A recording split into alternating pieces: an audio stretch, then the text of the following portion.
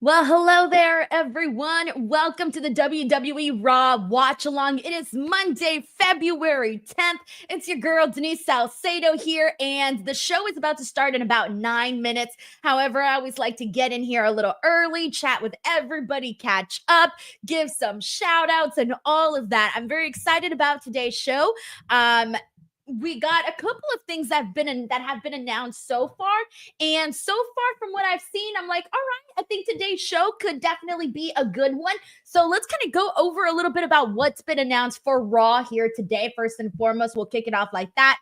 Let me see. Hold on. All right, we got Rey Mysterio versus Logan Paul, and that is to get a spot in the Elimination Chamber. So it's a qualifier match. So that one, I'm assuming it's going to be Logan Paul, but we'll see. We also have another Elimination Chamber qualifying match, and this one I'm really looking forward to, guys, because it's Lyra Valkyria versus Bayley. And you guys know that I love Lyra Valkyria. I think she's so freaking good. And then the fact that she's going to go up against Bayley, it's just, this is a women's wrestling fan's dream right here, in my opinion, at least. So I'm throwing that one. I'm really looking forward to that one. We also have AJ Styles. He's going to be returning to Monday Night Raw. We also have Dakota and IYO SKY versus Liv Morgan and Raquel Rodriguez. That should be pretty fun. And then CM Punk is going to make an appearance. Not really sure exactly what he's going to do. Probably cut a promo or something. It just says he's gearing up for Elimination Chamber. So I take that as he's probably going to cut a promo. So that's what's been announced so far for the show. So I'm ready for it. It seems pretty okay. It looks like we got some good matches, and looks like we'll be hearing some good promos and whatnot. But let's see who's in here. I want to make sure to give some shout outs to people. Thank you so much to everybody who joined who's joining the watch along. In 7 minutes, once the show actually begins, I'll make sure to put the audio for everybody so you guys can listen in and all of that. Let's see who we got here. Shout out to Jesse Adsit, Fernando Zayas, Hassan Terrell, Tremaine Young, Juan Carbajal. We got Malachi in here, Daniel Mulinix, Miktaru, Sasha, Danielle Monjaras. We also got Miktaru. Did I ever say hi to Miktaru? Andrea Price. We got Clown 13420 in here. We got Double S in here. Henry Kiernan. We got Don. We got DJ. And then our first super chat is actually from Miktaru. Thank you so much, Miktaru, who says, "Hey, Denise, love your hair. Looking beautiful. I'm so shocked to some that got released from WWE. I'm actually sad that Isla Dawn got released." Guys, there has been like the last 72 hours, I feel, pretty much the entire weekend since Friday. So from Friday through Monday, we have been getting so much news about releases, contracts not being renewed on both the WWE and AEW side. More so, Friday, Saturday, Sunday was pretty much WWE, and then today we got some AEW news on that. So it's kind of, it's obviously, it sucks because seeing like a huge amount of people lose their jobs is never a good thing. And sure, we might see some of the WWE people in other promotions. We might see AEW people in some other promotions. I know that there's a lot of people were wondering like, hey, are we going to see Aleister Black back in WWE? I'm predicting that he is. Don't know exactly when, but I'm predicting he is. Ricky Starks has been a name that people have been wanting to see in WWE for quite some time. So we'll see if it happens for him or not. And then Isla Dawn, I am heartbroken about Isla Dawn being released from the company. She is such a beautiful, talented, kind girl. I was fortunate enough to interview her several times. And all of those times, she was one of the people that I always enjoyed seeing, because every time I saw her, she just had like a big giant smile on her face. And I feel really bad because I had just seen her 2 times, literally in the last month. In January, I saw her at the red carpet for Netflix premiere. And then I ran into her during Royal Rumble weekend. So I felt really bad just knowing that I had just seen her too. And so I'm hoping that, she finds her footing, and who knows, maybe she could come back to the company down the line. So I do feel terribly bad. I feel like Isla Dawn, there were a lot of possibilities there. The character that her both and Alba Fire had. Obviously, Alba Fire is still with the company, but they were unholy union, and they kind of had like this, creepy, dark sort of vibe. And it was fun to watch. I enjoyed seeing it on NXT, and And then when they got called up to the main roster, I feel really bad because I think the second that they won the tag team titles and then weren't ever really utilized on TV, I felt like that kind of told us everything we needed to know about how they may have felt about the tag team, because it's like, you guys made them tag team champions, but then we hardly ever saw them on TV. And that was very, very unfortunate. However, I think it was sort of a red flag in hindsight, having now knowing how everything turned out. But hopefully Alba Fire is able to I hope she's able to stay afloat. I hope she doesn't get lost in the shuffle of things and, finds her own footing. So we'll see what happens there. But yeah, seriously hoping for the best for all of them and anybody here, anybody from any company that's been released. You always hope for the best for everybody. Miktaru, thank you so much for kicking us off here with the super chat. Also, shout out to Taylor Cannon, Jay Moscow, Bryn Hockey. We got Mike C in the building, who's back from vacation. CC Funk, Daniel Turner, Chris Holsinger, Casey Clark. We got so many people in here, and we got another super chat from Kenty. Kenty, thank you so much, man. Kenty says, national holiday here in Japan doesn't mean it's my day off, but it certainly doesn't mean I'm missing your show. Always appreciate your hard work. Let's effing go. I love how you're like, it's a national holiday, but we didn't get the day off. That's the worst. I like when you get the holiday and the day off. Like, that's always extra nice. But Kenzie, thank you so much for tuning in, for showing some love. And in 2 minutes, Raw is about to begin. And hopefully we have a good time because, like I said, we kind of ran down a little bit of what's been announced for the show. And ever since Raw is now 2.5 hours, I feel like it's been a very easy show to get through.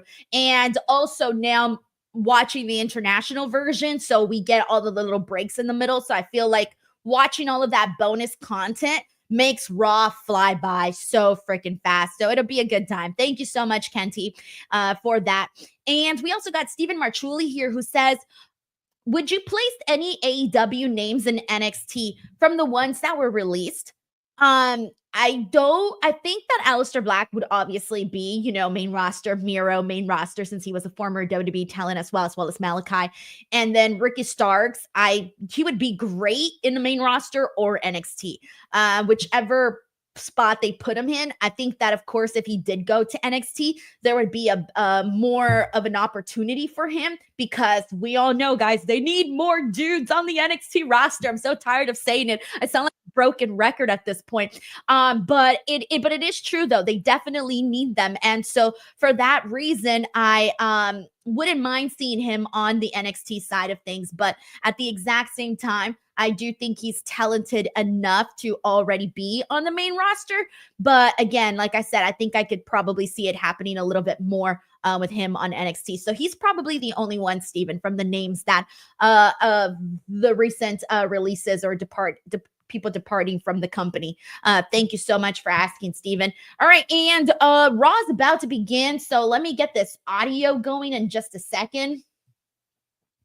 1 second. It always takes a little bit. Just takes a little bit to start. In the meantime, we got Sam Boone here, who says, how do you feel about Taylor Swift getting booed last night at the Super Bowl? Well, it's one of those things where I feel like it gets blown out of proportion, where everybody's like, oh my God, people hate Taylor Swift. Bro, she is so loved by so many people. Like, sure, she got booed by some fans that were like upset that the NFL showed her have a good time and cheer her boyfriend on.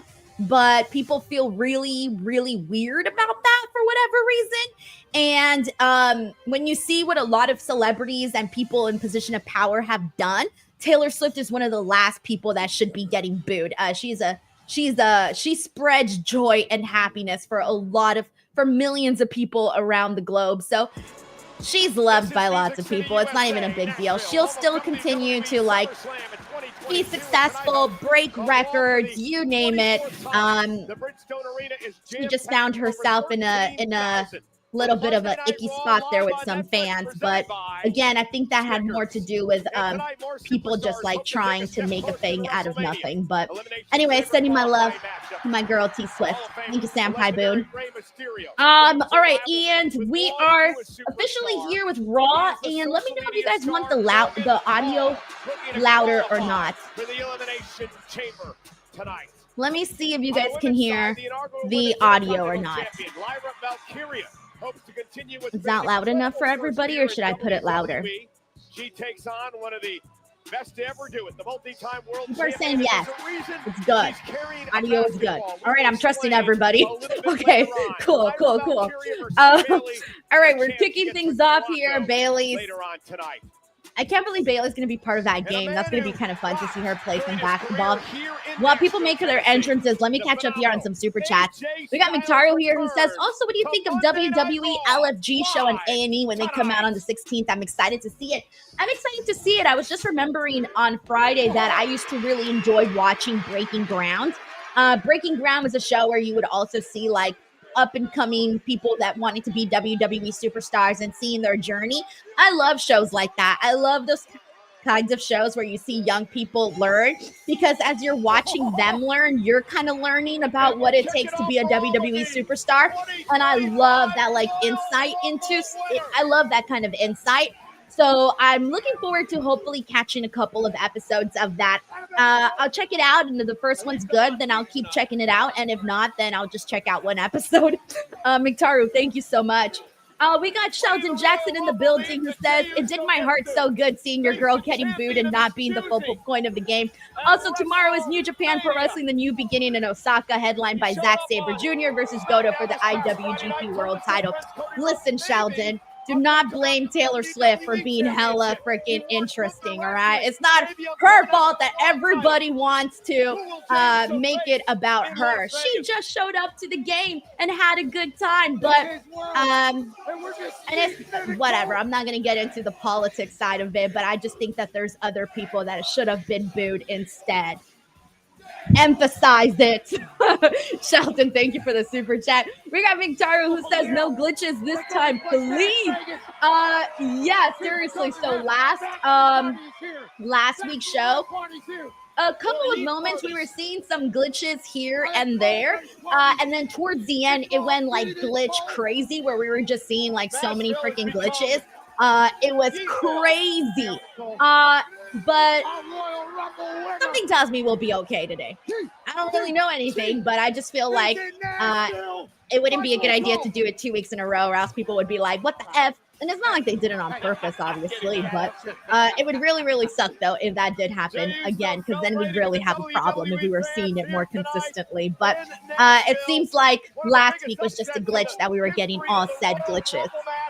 But we're kicking things off with Jey Uso, which I find fun, considering that he is, you know, he's the guy right now. He's the man of the hour. He's the one that, you know, won the Royal Rumble, is getting all of the attention. And I've been talking to a lot of people about their opinions on Jey Uso winning the Royal Rumble. I've been asking fans. I've been having conversations with people. And everybody is so mixed on whether or not they thought Jey Uso should win the Royal Rumble. But I'm going to be real with you guys. Most people that I've spoken to were kind of like more on the I don't think Jey Uso should have won the Royal Rumble boat than Jey Uso winning the Royal Rumble boat is a good idea. I found more people that I've talked to in real life just say that they didn't really care for it. So it's wild though, because look at how the reaction that Jey Uso gets in person and everybody vibing to the yeets and all of that. So, I mean, I don't know. Maybe there's something's getting lost in translation. I don't know what it is. I really, really don't. But again, I 100% also get it, though, with people that didn't want Jey Uso to win the title. I mean, win the Royal Rumble, excuse me, because he had just had said title shot against Gunther. So I do get it. I do get why some people feel that way. We got Tracy WV who says, hello, Denise, 200K this stream. I know it will happen. Oh my gosh, I told you guys, I'm pulling teeth at the moment, trying to get that to happen to 200K. And I am still a little bits away. Not too bad, but a little bit. I think I'm 22. I'm literally 22 subscribers away from hitting 200K. So it could happen on the stream, but I know for sure by tomorrow I will hopefully be able to celebrate that. And I knew they were going to do a round 2 of Jey Uso's Yeet game because they've been doing it now for the last couple of weeks where we get like 2 rounds of the Yeet entrance. At least 2 rounds. What? One more Yeet. Por favor. Pretty soon this is going to become like the first 15 minutes is just going to be Jey Uso yeeting. It's just going to be Jey Uso yeeting like nonstop. Tracy WV, thank you so much for your support, man. Yeah. Thank you. Let's yeet the hell out of this place. Oh.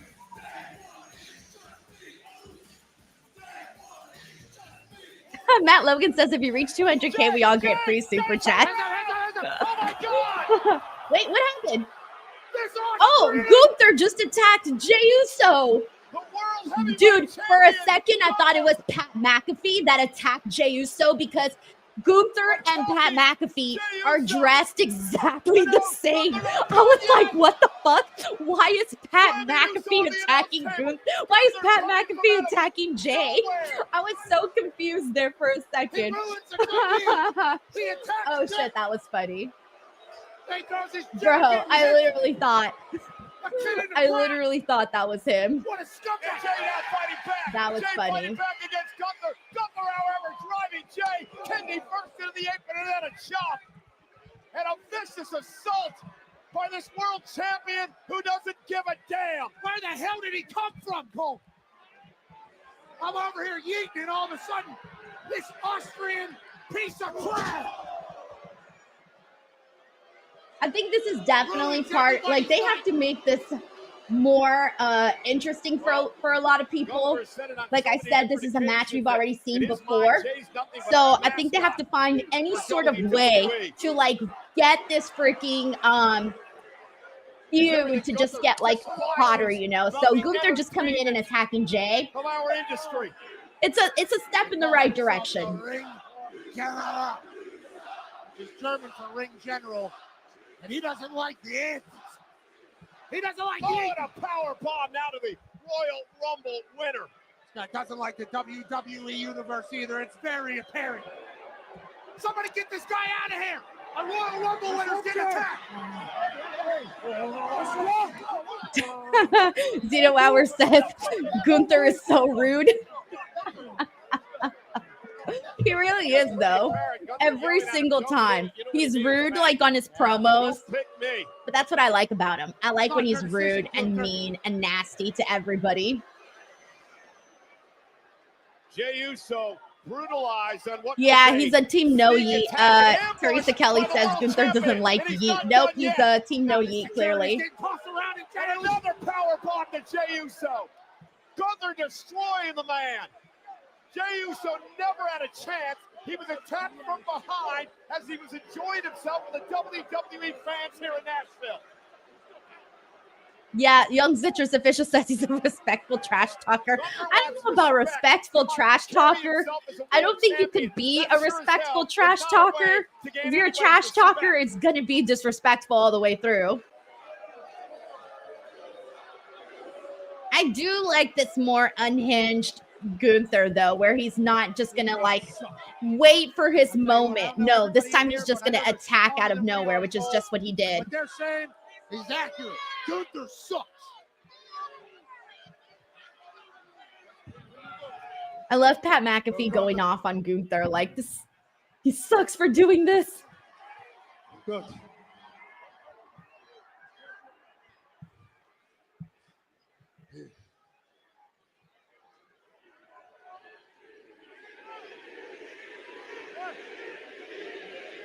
You better go do that, Jey. You better go do that. Get out of my way. You're not worthy, Jey. You're a clown. Come on, Jey, stand up for yourself. Not on my level, Jey. I shouldn't say this. Maybe I shouldn't say this.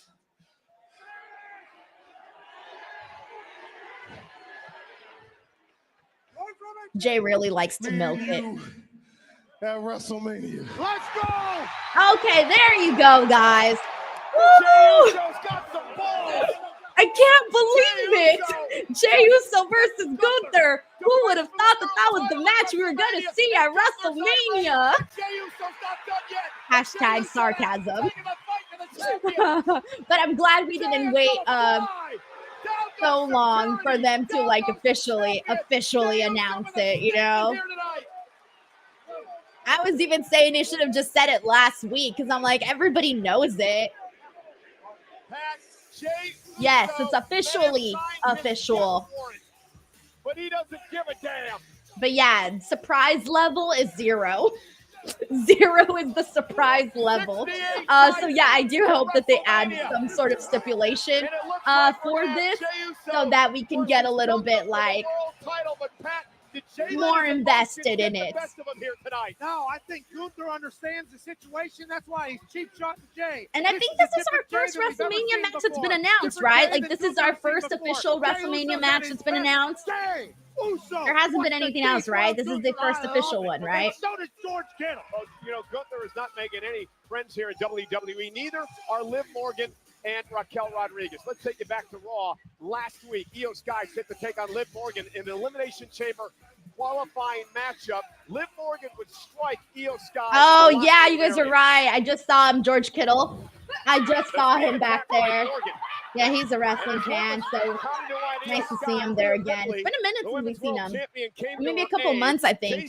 Maybe a little bit more. Rhea did not watch her back, and then Raquel Rodriguez would strike. So later on in the night, in a chamber qualifying match between Morgan and IYO SKY, Rhea Ripley got some revenge on Raquel Rodriguez, but then inadvertently here struck Liv Morgan, which forced the official to disqualify IYO SKY. Okay, thank you, Teresa. Yeah, she confirms too. Yeah, this is the first one. Okay, cool. Yeah. Rhea. All right, so we officially have our first match for WrestleMania. To advance to the chamber, IYO SKY visibly. Malachi says, I had a feeling it was going to be Jey Uso Yeet versus Gunther at WrestleMania. Yeah, all of us, everybody. No one is shocked whatsoever. That's why I said shock level 0. Oh shit, double says George Kittle's there as a guest of Penta. Look at Dr. J. Merritt also points out that he's wearing a Penta shirt there for his friend. I am here with the WWE Women's World Champion, Rhea and Kathy. Rhea Ripley. Rhea, we spoke earlier. I know you were very remorseful for how everything went down last week with IYO SKY and feeling regret as to everything that happened with Liv Morgan. So how are you navigating all of those feelings? Look, if Liv Morgan makes it to WrestleMania, then I will deal with her then. But right now, everyone is just waiting for the top girl to make her decision on who she's going to face at WrestleMania. And to be honest with you, Kathy, it feels like she's stalling and just wasting everyone's time trying to stay relevant. Another IYO Rhea moment.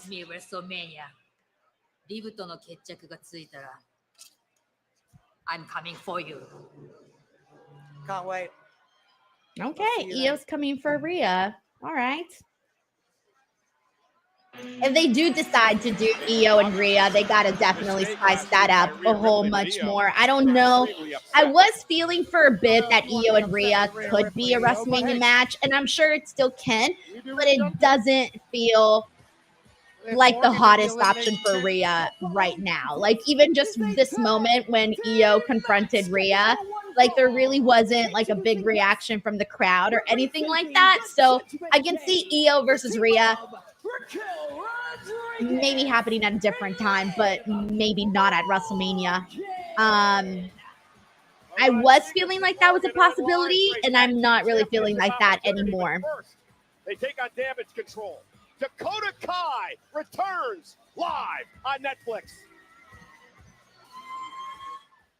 All right, we are on our first little break here, so we get to see the entrances, but we're on a 3-minute break. However, if you're watching internationally or on this watch-along, you get to hear what they're not showing to the U.S.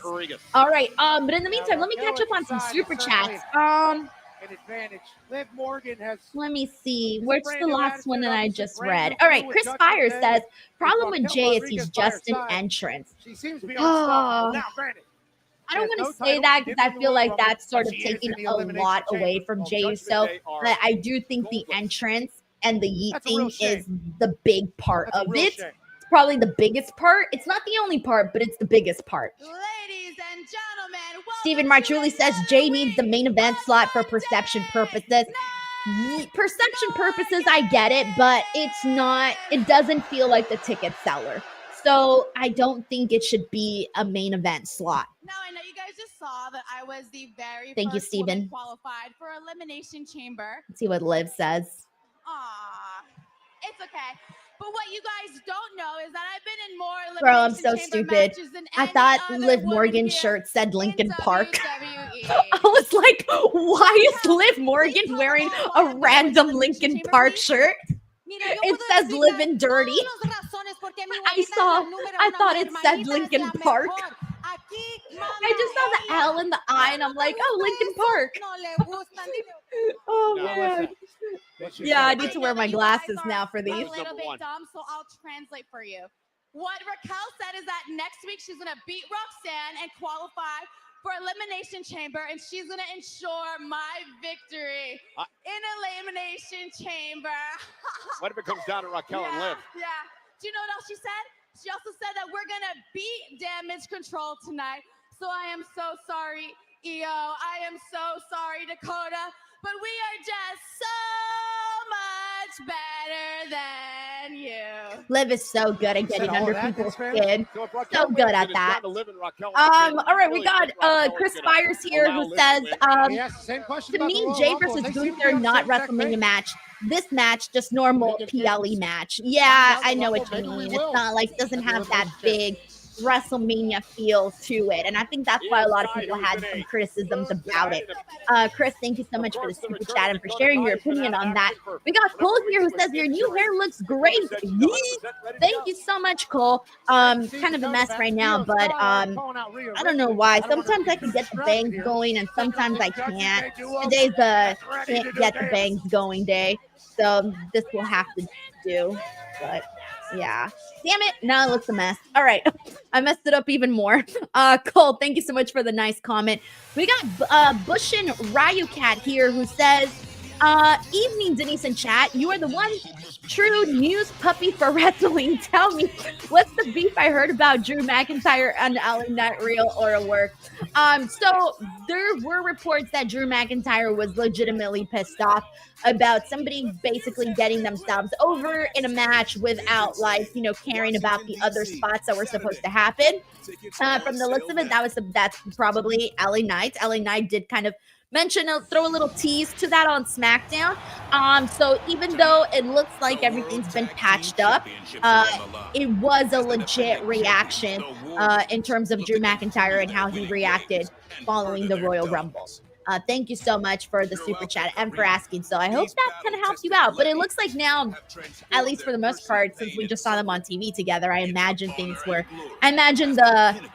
tempers have gone down just a little bit. But who knows? It's pro wrestling, guys. It happens. People get mad. Shit goes down. People get upset. It's just like that. Like in any job ever. Things happen. You know, you get pissed off at other people. Who hasn't here gotten mad at some coworker? I know for a fact I have, like, in all my jobs. I'm like, oh, it happens all the time. But we all just have to move on. It's just part of life. Bush and Riot Cat, thank you so much for the super chat and for asking about that as well. Thank you so much, Ryan, for the kind comments. Thank you. Let's see what else we got here. Let me make sure I can give some shout outs to people. We got Devin Santiago in here who says, in your prediction, who do you think will show up in the NXT Vengeance Day from the other locker room? And who do you think will see Rusev Day return to WWE? I don't know. I feel like Miro looks really good. I mean, from the last time we saw him,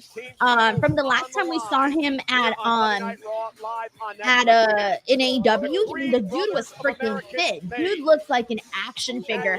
I can't imagine that they wouldn't take him back, considering that he looks better now than he did when he was in WWE. But again, it's just a matter of they probably feel whether or not they feel there's a spot for him, sure, and if not, then no. And anybody from I'm hoping we do get to see some TNA names because, you know, it's been kind of slow moving on that end with the TNA WWE collaboration. I would like them to do a little bit more with that. And that's kind of about it. I don't know. I know that PW Insider reported that Ricky Starks is pretty much 100% clear and free to go wherever he wants as he chooses. So that's huge. That's really huge. It makes me feel like he can just show up anywhere, anytime. But as we know, there's always a lot more involved in things like that. So we'll see. Thank you for hopping into the stream, Devin. Raquel is obviously incredibly formidable, wildly strong, and has a mindset of somebody that doesn't care about. All right, here we go. This tag team match has begun. Two-time tag champs. There's a quick tag by Dakota, who returns from injury here tonight. Double team coming from Damage Control. Raquel Rodriguez is in trouble. Dakota Kai quickly into the cover, hooks the leg, and Raquel kicks out. Perfectly synced there by Damage Control. Yes, Joseph Boza. I will actually be doing a double stream on Saturday. So Saturday I will be here live pretty much the entire freaking day.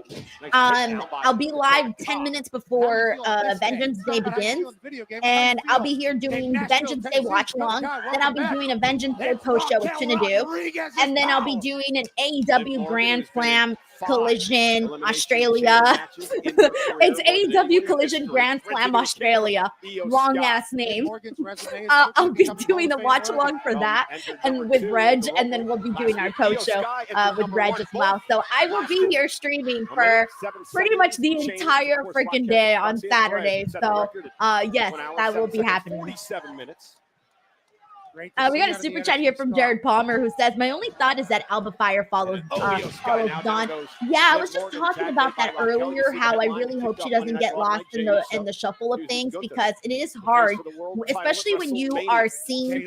When you were in a tag team, like a legit tag team, because Unholy Union was a legit tag team. They weren't just two girls that were paired together like randomly. No, they were a tag team. They had the same aesthetic. They had a name. They were tag team champions. They were legit tag team, and so you have to hope and pray that there's something there for you, that they have something creatively for you as a singles wrestler, because then if not, then you could follow the same fate, and that's really scary. I'm sure that's something that has, you know, crossed her mind. I'm not going to speak for her, but if I were in her shoes, I would definitely be worried. But for example, just on Friday, I was talking about how Candice LeRae, she had been kind of a unit with Indy Hartwell, and Indy Hartwell was released, and I thought that Candice LeRae wasn't going to find her footing in WWE, but then they started to do this thing with her and Nia Jax, and now all of a sudden we're seeing more of Candice LeRae than we ever saw before. So at the end of the day, I guess whether or not they have a plan for you, the fact that they didn't release Alba Fire is obviously a good sign. So you know, hopefully they do find something for her, because it can be scary when you just don't know. You just don't know. Jared Palmer, thank you so much for the super chat. Lyra Valkyria would battle it out. Elimination Chamber, the last opportunity to earn your way against Charles Crescent says, "No, Denise, it would just be called AEW Grand Slam Australia, but it's an episode of Collision." So to me, it's AEW Collision Grand Slam Australia. That's usually how they do like their other shows, like AEW Dynamite Grand Slam, AEW Rampage Grand Slam. Even though they're just putting AEW Grand Slam Australia, that whole thing is AEW Collision Grand Slam Australia. It's still Collision. I think Rhea's trying to even the numbers a little bit, even the odds a little bit, and maybe she didn't mind, you know, beating the hell out of Liv, but in a moment didn't do anything to help IYO SKY. Now remember the chamber too, right? It's that huge steel structure that surrounds the ring. I see here says, gotta admit, Liv and Raquel are a good team. They balance each other nicely. Raquel is, you know, she just like shuts up and lets Liv rant. That's what she lets Liv do. Raquel able to survive momentarily, and now IYO SKY will land on her feet. Raquel got distracted by Dakota. Tag made. Here comes Kai. Dakota Kai, once a member of Team Kick, delivers a kick to Raquel Rodriguez. Great to see Dakota. Welcome to the stream, Pilly Ball. Welcome. Also, thank you to Davion Washington for hopping in, Dylan Johnson, Justin Pruitt, Tiger Claw Gaming, She's put Raquel Rodriguez in a blender. D-Train. Kicks and punches and strikes, and now Liv Morgan can. We got another super chat here from Bayley Darling who says, do you see EO being a forever babyface until retirement? I never see anybody as a forever babyface or a forever heel. I always see people just like shifting back and forth. Plus, we've seen EO be a bad girl. When she was in Damage Control, she was a bad girl. So I don't see her as a forever babyface. Definitely not. Thank you so much for asking, though, Bayley. I haven't seen you in a minute. Hope you're doing all right. Boot to Liv Morgan, looking like Jake Elliott in the Super Bowl. Dakota with a big kick that time, and now ooh. Raquel moves at a hard damn, play, Dakota's foot just went first into the ring post. Nasty Raquel's into that ring post. All right, we're going to a commercial. But we're still get to watch Raw in the meantime. Raquel Rodriguez now stalking IYO SKY, or I should say Dakota Kai. I don't know why they keep messing them up tonight, but nonetheless, that's Dakota.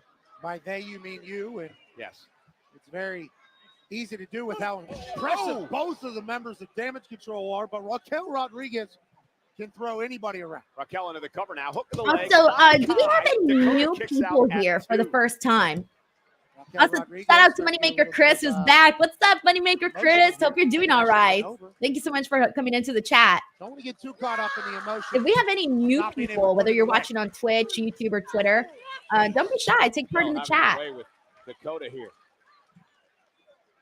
Ref trying to gain control, obviously not having much success. And Raquel loading on Dakota. You guys got Brandon here. Still the pickle. You're not new. Powerful women in the I know you. Today.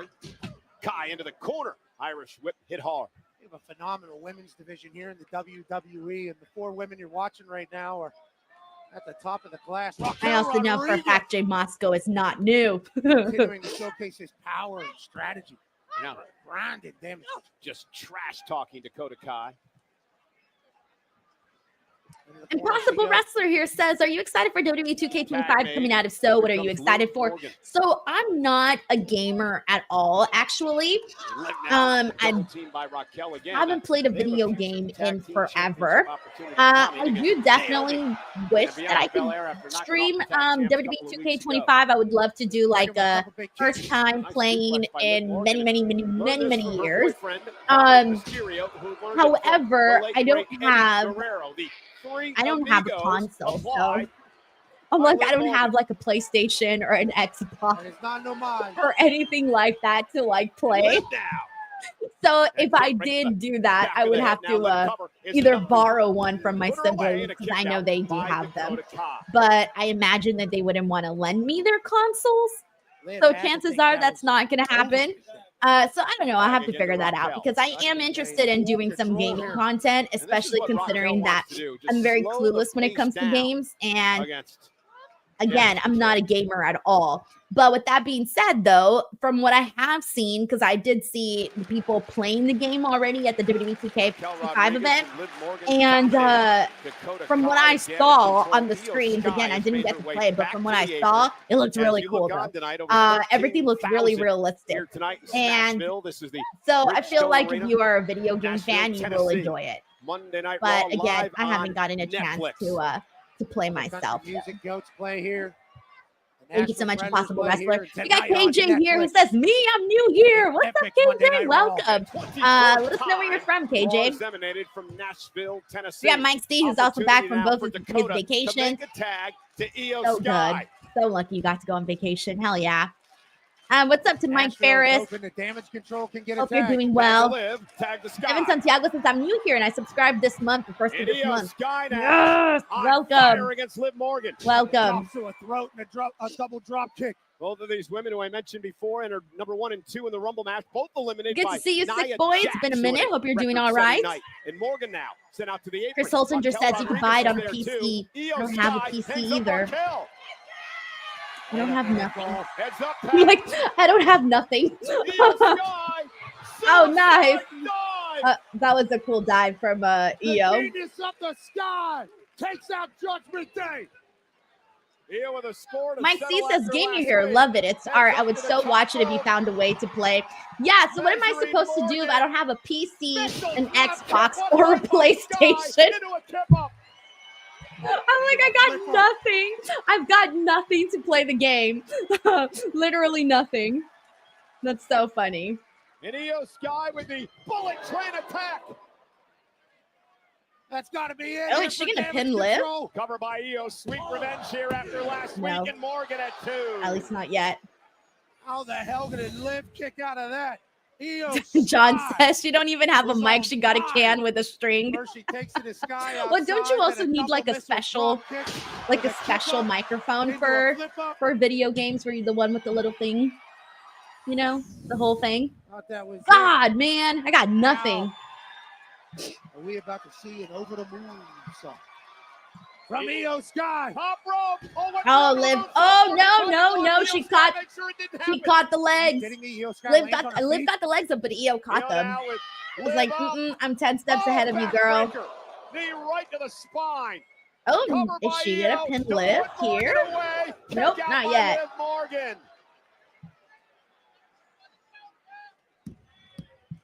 Liv Morgan tries to reverse the over the moonsault. IYO SKY lands on her feet.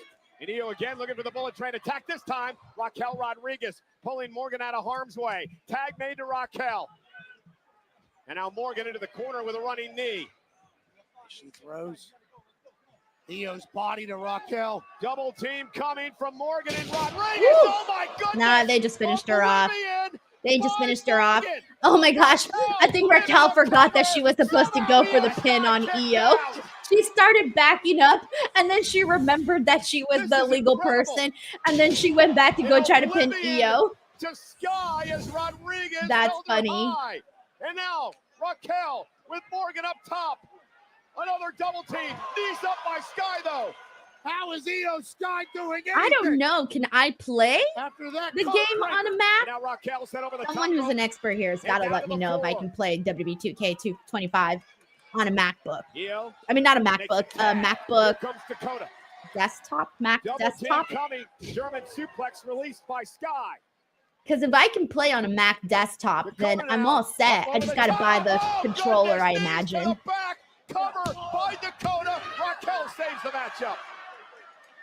That's at least 2 times Raquel Rodriguez has saved Liv Morgan tonight. What? And now I could Raquel play once on a again MacBook Going to use Liv as a weapon. this whole time? A battering ram. Smart play here. I'm not Task sure Writer if says, Liv I think knew you that, can maybe. run stream on Mac. Anything for the team. Liv now. All right, I'm Slammed going to do a by Io. test in the next Raquel few into the days. corner. I'm going to buy a Look at that game and see if it elbow. works. I'll just test it. Or maybe I'll ask somebody, see if they can help. Oblivion by Morgan again. Cover on Dakota. Hook of the leg. This time IYO SKY breaks it up with a running knee. What a match. One side's got the dub. Yeah, I The knew this other match side's would got be the win. would be pretty Very solid. Unlike the Super Bowl And last night. Look at Morgan. Oh, Morgan's been Steam. busted open. Steam, Denise, not stream. What is Indeed, it Steam? is awesome. Oh God, this is gonna be awful. Day Day says you can virtually do it on a PC Mac if you need to. John says depends on the IYO processor. back out I to the don't apron. know these Dakota words, Kai guys. looking to make a tag. I don't know these words. Does make the tag. Steven IYO says SKY Steam will now tell you leader. what you need to run on a Mac or Raquel PC with a big specs boot. wise. Jeez. Chris says it just looked it up. You can play. Dakota Oh away my God. up top. I'm gonna Dakota ask Kai, someone though, to sends like Raquel into the corner. do it.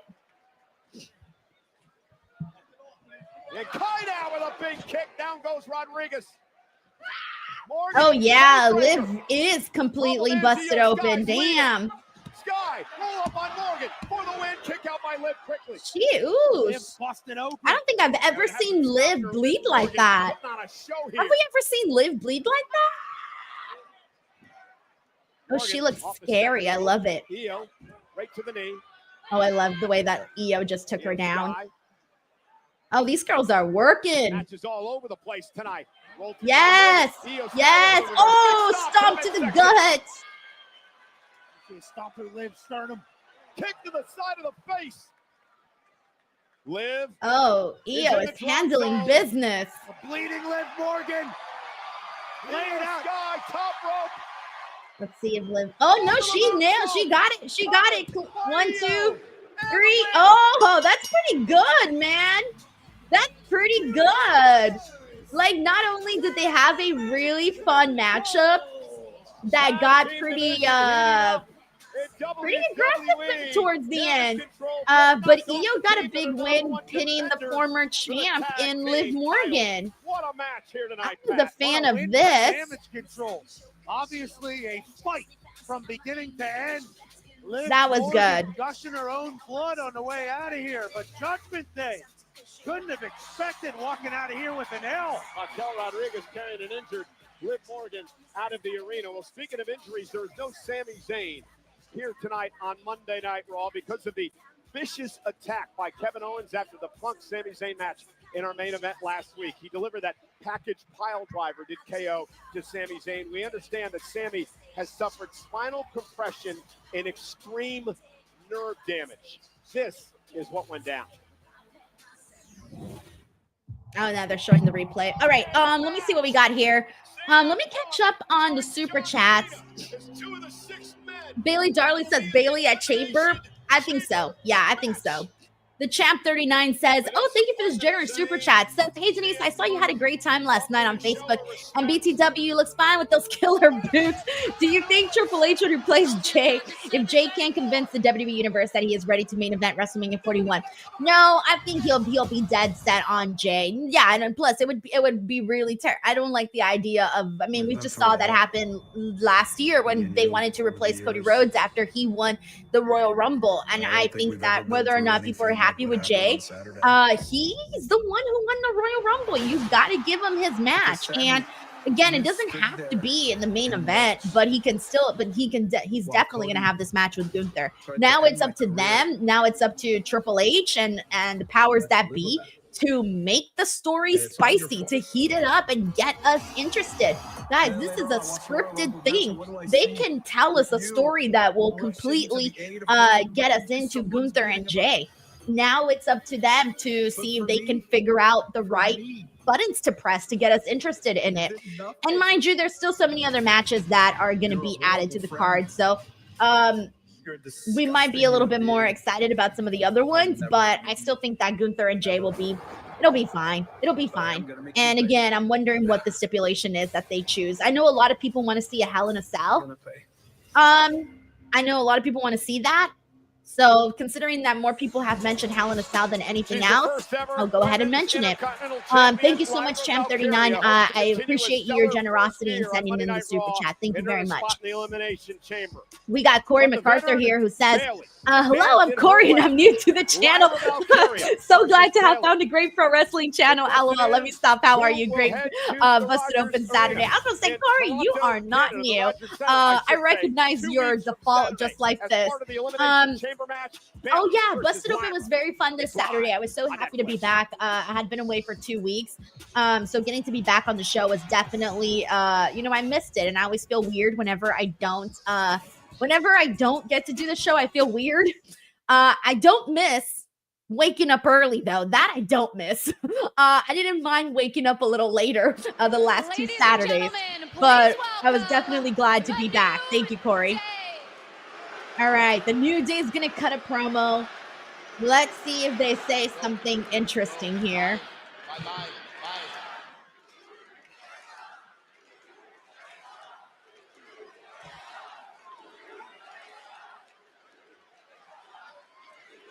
First things first.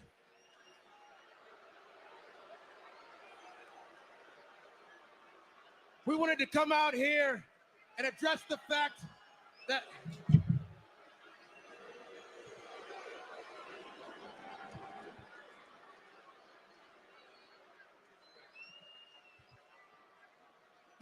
last night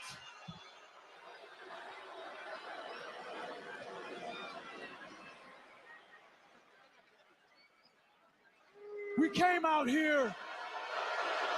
I feel like they're just teasing the crowd that they're going to talk. I don't feel like they ever actually have anything prepared because they just know they're going to get booed.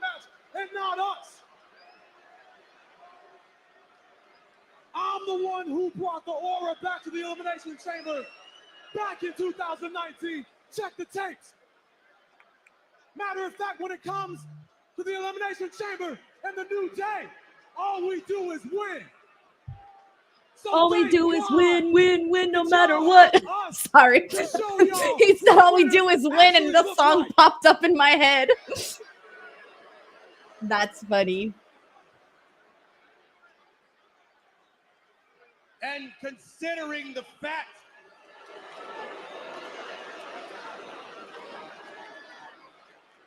that we have come out here to grace you with our presence, each and every one of you should get down. Yeah, they're not saying anything. They just plan like if they're gonna say something and just let the crowd boo. I'm pretty sure they're just told like go out there and piss people off. Literally, you can tell that there was nothing really planned for the New Day to actually say. All right, well, the entrances go down. Let me catch up here on the super chat. We got Bayley Darling who says, Team Imagine is a game. We will help in any way. Just make sure you can cover important stuff. Yeah, I'm gonna ask. Problem is that I asked somebody, like, if I ask somebody, they'll give me all this information, and then like I'll just be like, I don't know what you just said. Like I need to somebody have like physically do this. But I'll try to figure it out at some point. I just need a second. I have time. I have at least a month until the game comes out, so I have a month to figure it out. Because I definitely do want to do some gaming streams, especially since I don't stream anything on Thursdays. I feel like Thursdays could be my my streaming game day. Arnold Nick, thank you, Bayley. Arnold Nicholson Jr. says KO is right about Sami, and Sami isn't a good friend. Damn, Arnold. I'm a little bit torn. I get what Kevin Owens wants. He wants loyalty, and I'm definitely on board with that. But I also do think KO can be a little extreme. We got Steven Marchulli who says, what would you think of Cody versus Cena versus Punk? I would prefer for it just to be Cody versus Cena versus Cody versus Cena versus Punk, but I wouldn't mind it either. If that was the only option, then I'm okay with it. I do prefer one-on-one instead, but I don't hate the idea of doing a triple threat. Thank you, Steven. Okay. All right, they're doing Maybe you start to find some grit in yourself because nobody cares if you want to try to be the best here. I'm gonna give it my all. Nobody cares. Nobody wants to see Barbie. Captain mannerisms. Nobody's interested in that. Oh man, Gunther made an appearance in the Legends and Future Great show, and he was telling this girl that nobody cares about Barbie. You gotta something, but it came across as very aggressive, very mean. But hey, when you are in those situations where you gotta learn, I always feel like you learn the most from the people that are, how do I say this? Maybe the toughest teachers. I feel like the toughest teachers are always the ones that you learn from the most. My broadcast journalism teacher, he was very, very tough and kind of scary. And I was definitely intimidated by him. But I learned the most from his class. So make what you will. There's Roxanne. I'm really looking forward to Vengeance Day too, because I am looking forward to Roxanne, Julia, and Bayley. Meanwhile, Bayley mocking Roxanne Perez. They will be in the same ring on Saturday night. Julia defends the NXT. Rowdy the Cat says Gunther just made me laugh. He's actually funny. No, he is. But Lord knows I would never want to get roasted by. I would never want to get roasted by Gunther. Roxanne Perez takes on Raquel Rodriguez in an Elimination Chamber qualifying match next week here on Monday Night Raw. There's George Kittle, All Pro Bowler. There's George Kittle. For the San Francisco 49ers, calls Nashville home. Massive WWE fan. We love it. Big fan of Bayley's as well. I love that everybody likes to sing Lyra's theme song. Woo!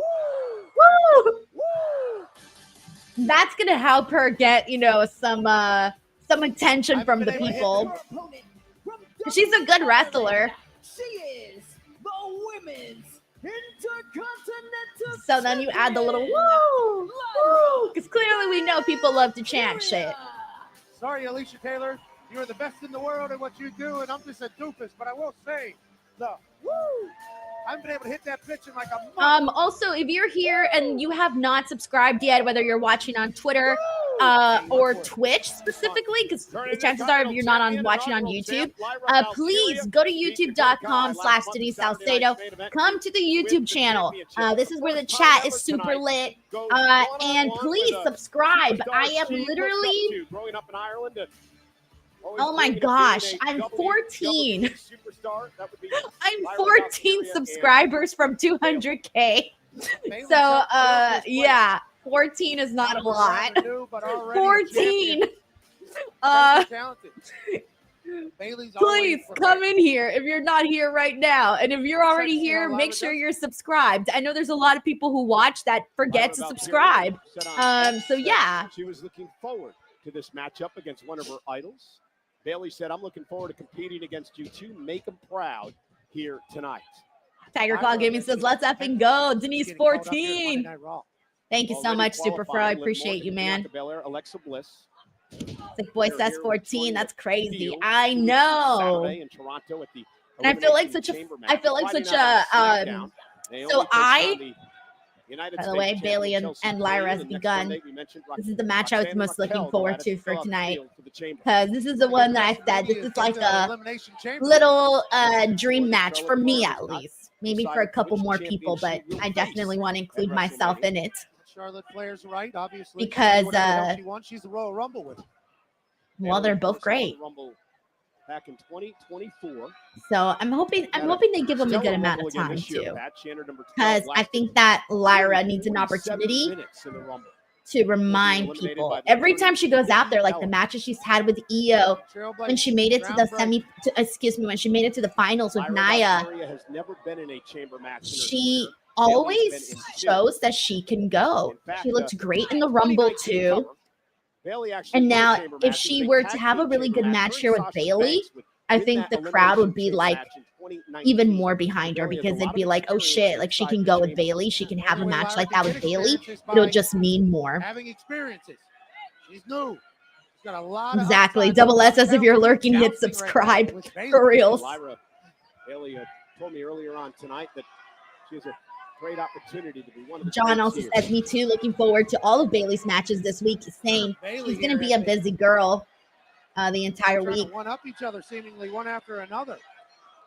And Lyra, Valkyria, showing Bayley that she really is a student of the game, as you mentioned before, Pat. And Bayley starts slapping around a little bit, not scared to get it a little, you know. Thank you, Tiger Claw Gaming. I just saw your tweet. I'm retweeting it now. Split crowd here in Nashville, Cole. Lyra is looking for crossface, turned it into a headlock. Sent into the corner now. Bayley caught Lyra Valkyria, sends her out to the apron. Oh, big right from Bayley. Charles, please call your friends, family, coworkers, dogs, and cats. Get them to get Denise to 200K. Hey, if I can get your cat or your dog to follow me, are you kidding me? That would be great. Superstar she could possibly be. Ooh, and look at this. Backslide, cover, and a kick out. That was brilliant. You're so sweet, Brandon. He says, I'm subbed to you on both my YouTube accounts. I will take it. Thank you, Brandon. Valkyria able to counter. Valkyria pinning combination and a kick out. What a sequence for Valkyria. So impressive. Now Bayley puts an end to all of it with a big thundering right hand. Well, what Lyra just did there. Bang, quick as a hiccup. She's special. Arnold Nicholson Jr. predicts that Roxanne is going to cost Bayley. Well, she is out there. Also countered. Mind you, her and Lyra have history too. Lyra now looking to take to the... Oh, and Bayley dropped by Valkyria. Lyra looking great against the veteran Bayley. Tiger Claw Gaming says, is Vengeance Day on the Peacock? Yes, Vengeance Day on the Peacock. All right. We're on a break, but we still get to watch the match here. So let's see what we get out of this. Absolutely. So far, they're pacing themselves, which based on the pacing of this match, I feel like it's going to go a little long. which I wanted to, like I said. So hopefully it does happen. We all see. There's potential real greatness in front of us. Jared says, will you miss SmackDown the 28th as you'll be at the Chamber? Probably. Yeah, probably. Because I'm going to be leaving to Toronto on Thursday, the 27th. And then I'll be coming home on Sunday. So that's kind of my new schedule is I always leave on a Thursday and then come back early Sundays. That just seems like the best schedule because usually if WWE does a media day, it's usually Friday morning, which means that I have to be there early Friday. And then obviously Saturday is show day. And then usually what I do is I stay up and post videos. And then I usually go to sleep for at least like an hour or so, depending on how long it took me to upload stuff. And then I, take a shower and get ready and then go to the airport and fly back to LA. And then I come home and I go to sleep. Literally, that's the new travel routine. Don Lutska, thank you, Dane Lutska. Thank you so much for the super chat, man. He says, I need love. I spent $1,100 on my car. What was wrong with your car? Was it $1,100? That tells me it was something big. But then again, everything costs so much now. But that's the worst, man. That's the worst. Nothing's worse than that check engine light turning on, and it's your car, so you gotta fix it. Like, there's no choice. I get it, man. I sold my car last year. I had a 2006 Jeep Wrangler that I had for the longest time. And it was my first car, everything. But for anybody here that's ever driven any sort of Jeep, you'll learn that Jeeps are very, very high maintenance.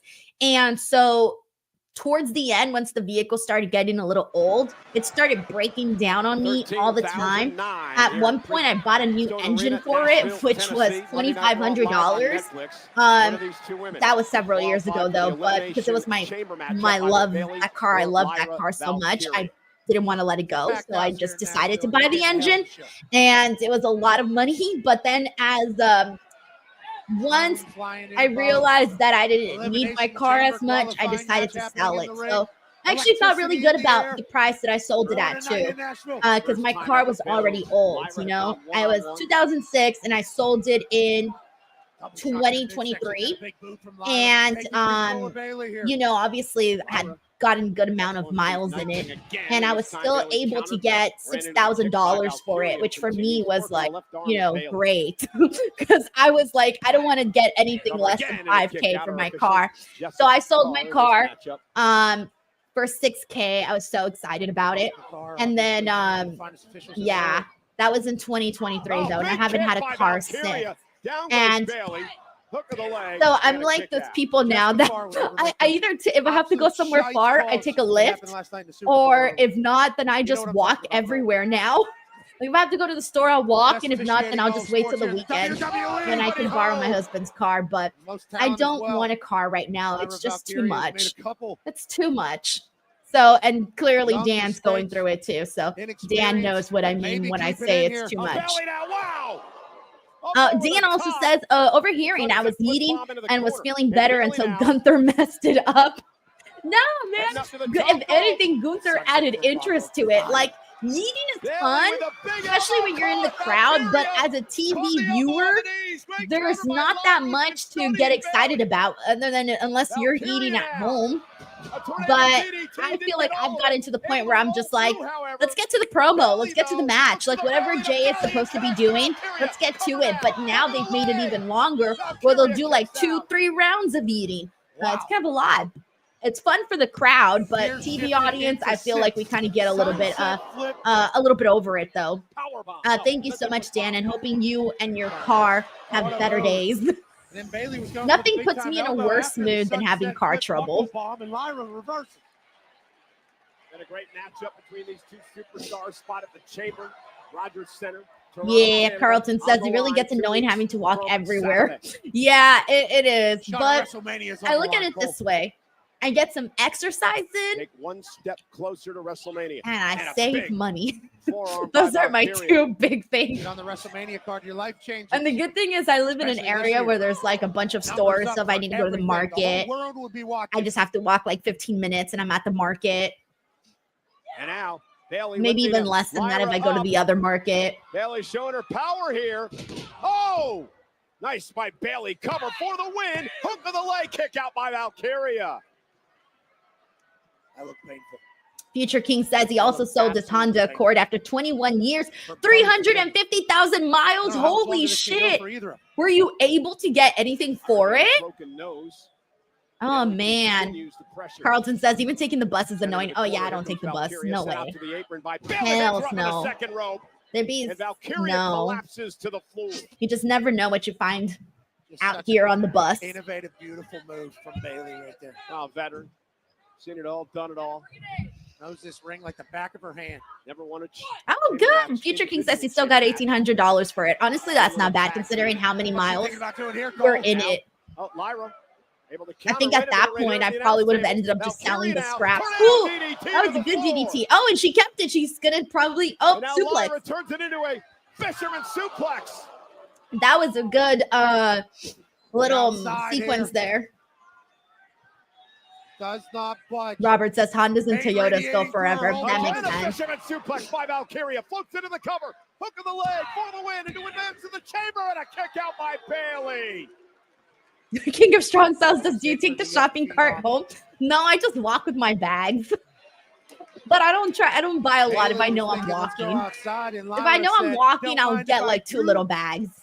I won't do grocery shopping or anything like that when I don't have a car. I'll just wait till the weekend. Women have to do to end this.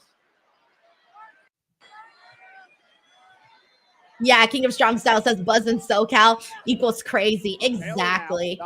I took the subway one time here in my life, and I will never take the subway here in my entire life.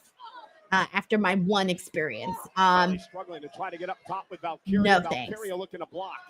Critical moment in this matchup here between the Intercontinental Champion and Bayley. Bayley now looking for the belly to belly from up top. That would be disastrous. Headbutts by Valkyria. Oh, though. she's like going to town on Bayley with those headbutts. Understatement for what that would be. Lyra Yes. drop to the back of the neck of Bayley. That could be it. No, don't let it end yet. No, not yet. I'm not ready. Bayley. Keep it going. A little longer. That's what she said. Blue Chew promo code Denise. They have Bayley here. Shoulders are down. Kick out by Bayley. I'm not ready yet. Keep it going a little longer. Valkyria just couldn't quite put Blue Bayley Chew away. promo code Bayley, Denise. oh, and Oh no, Lyra just got like she was going sent for a right into the roll-up and ropes. drove Valkyria. Yeah, Robert McManus says this is another slobber I knocker. don't think she thought she was going to be able to get the roll up. So instead, she just throws her into the ropes. Went for the Rose Plant, countered again by Valkyria, who's still favoring her neck here. An audible by Bayley, great counter. Bayley gets Oh, one that was here. a nice Bayley pin. gets it. She advances. Oh man, I didn't want this match to end. I felt like it could have gone even a little longer, but the time that they did do, I was invested in this match. Who advances now to the Elimination That's what I Chamber mean. match. Like, Four that's why I spots was looking are forward now to this filled. match because Lyra Fight by the delivers, even with Intercontinental girls that are Champion, just like Valkyria. far more Seriously, experienced than wondered what her. would happen with Lyra She Valkyria in a delivers. massive match, and she showed up. The only issue was Bayley did as well. So many reverses and counters. It was fitting that it Damn. ended Look at with George Kittle. Bayley He's so excited for outwitting Bayley. The young buck. In the end, George Kittle cheers on Bayley as she stamps her ticket to Toronto, Canada. In the All right, so Elimination she's Chamber. in And now with Alexa, Liv, and show her Bianca. respect to Lyra and our Intercontinental Champion. Bayley with a great show of support for Lyra Valkyria, who has a massive future here in WWE. 4 of the 6 spots are set for the women in the Oh, I love how she's Elimination kind of like Chamber paying her some match. respect and stuff. All right, hold on one second. All right. What time is it? Okay, hold You know, a on. lot has been made, Pat, of the first year that Lyra Valkyria 1 second, has guys. here in her Just career on working Monday on Night something Raw. really But quickly what about on the back start of end. career here in WWE of the Luchador known as Penta. Oh shit, I'm not ready. Wait! Settle! I'm not ready for the Penta promo. Hold on. All right. No fear. I'm ready. Okay. No fear of the owner. No fear for cowards that attack you from behind. Oh yeah, that's right. The whole beef he's had right now with Ludwig and with Pete Dunne. That wasn't enough for you. I love this promo, by the way, with the flames and stuff. Now, Ooh. I will teach you what I mean to miss the Penta. I wonder how they shot that. Now, I will teach you. I'm interested in how they did that because feel like. Because Penta is coming for you. it looks like he's really in the fire. Although I'm pretty sure it's like some sort of effects. I don't know. I want to know how they shot that. That looks cool. No, it looks like he is in the fire, in the flames. That's very cool. With Ludwig Kaiser, Ludwig, it's clear the issues between you and Penta aren't over. We just heard what Penta had to say. What's your reaction? Let me tell you something that the entire WWE Universe already knows. If Ludwig Kaiser sets his eyes on you, he's not going to stop until you're done for good. So, Penta. Hey, you. Listen, I got something to say. I wasn't helping you last week. I would never help someone like you. You just got in my way. What are you implying? Are you implying that I need your help? I mean, have you seen what I've done to the guy? I left him. Yeah, you want to see what I do to Penta next week? Enlighten me, Pete. What are you? I'm going to break him. I'm going to beat him so bad, he wishes he never stepped foot on Monday Night Raw. I love how they're both just trying to be better than the other person. But so far, they both came up short against Penta. Stay out of my business. Let me see. Where is there was a question that I wanted to read. Where did it go? Hold on, let me look for it. Oh, AJ Styles and Ludwig Kaiser. Well, he just passed right by him, so there's really not much to say anything about that. Two things. One, yes, Undead T429. I will be doing a post show with Santi immediately after this. After the post show, he'll be joining me a couple minutes afterwards. And then, oh, this is the one I wanted to read. This is from Jakaim08, who says, Denise, do you have any advice for college? Yes. Kind of silly, but maybe this was just generic, but I really do think that the best advice for college is don't laugh at my tips, okay? These are the tips that work for me. Sit in the front is very important in all your classes. Sit in the front. There's something about sitting in the front that makes you pay attention so much more than if you sit in the back. Two, always take notes because number three is the study guide is the most important thing, in my opinion. Like, without the study guide, I don't think I would have passed my classes. My study guide, I lived and breathed that study guide. So do that, take notes, sit in front of the class, and just show up every day and listen. It's that, to me, it's that simple. Show up every day and listen, because if you get distracted and you miss one thing, all of a sudden it's hard to get back into whatever it is that the subject is, especially if it's your most difficult subject.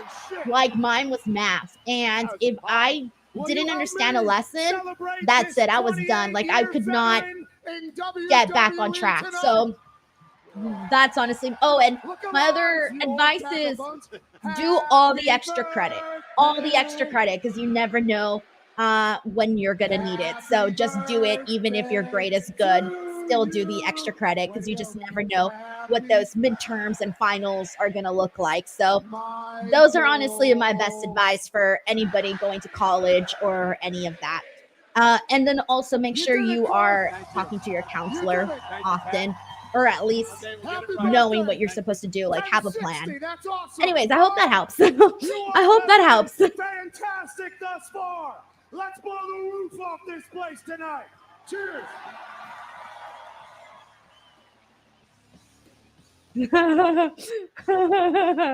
John's like, Denise, don't lie, you were spitting spitballs. I wish. No, actually, I don't wish. I was a nerd, guys, especially in college. I wasn't a nerd in high school, but in college, I was a nerd towards the end of high school, actually. Freshman year, I did really bad. But sophomore year, I was great. Junior year, great. Senior year, great. And then college, I just very, very focused. Did good there too, because it was a little different when you have like your financial aid on the line.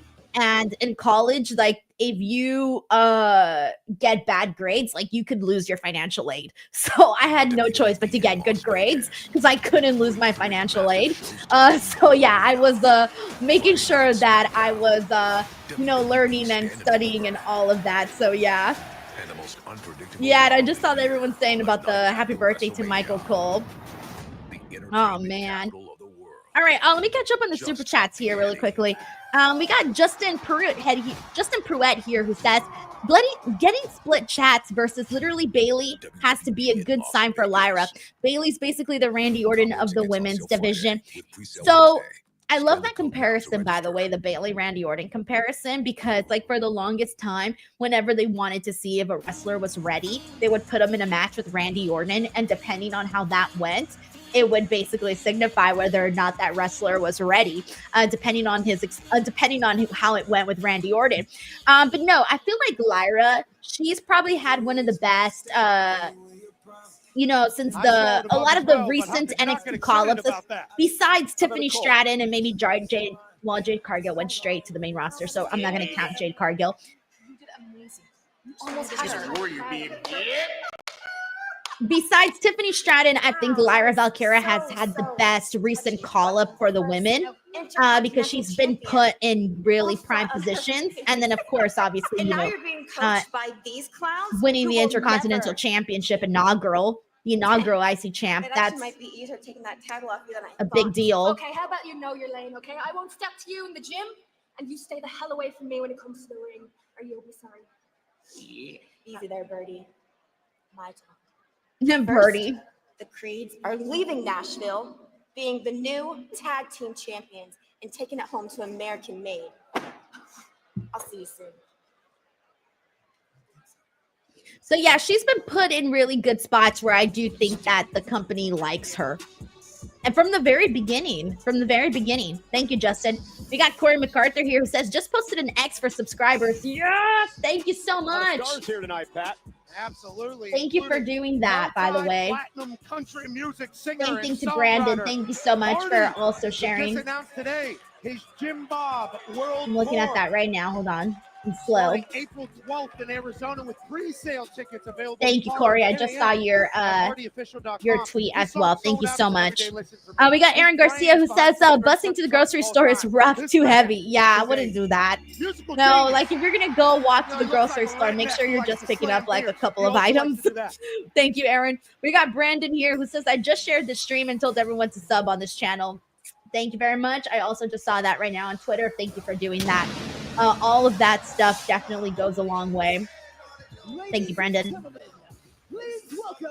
All right, so we're finally here for these AJ Styles.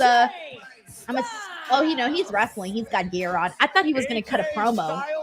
I didn't realize he was wrestling tonight. I literally thought he was going to cut a promo. Tiger Claw says, Bird Girl is growing on me. Come on, how has she not grown on you already? She's great. She's great. I love Lyra. I've been shipping her for a while now. That's funny. In the city of Nashville in his career for AJ Styles, his first one October 15th of the year 2000. And for a man who is such a global superstar, streaming worldwide on Netflix, it's right where he was born to be. He don't want none. A week ago, Saturday. Don't want none. All right, let me check the subscribers update, guys. We're slow walking the dog here at the moment. Oh my God! We're 5 away. 5 subscribers away. 5. Sorry, I don't mean to be annoying, but 5 subscribers away. Just 5. Oh man, I'm telling you guys, we're slow walking the dog there, but it'll eventually happen. Oh, AJ is gonna cut a promo. Okay, cool. I had a feeling he was gonna cut a promo. But yes, 5 subs to go. 5 subs to go.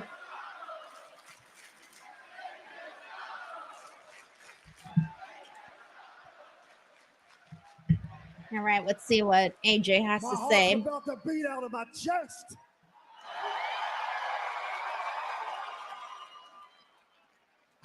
I got some major deja vu going on right now.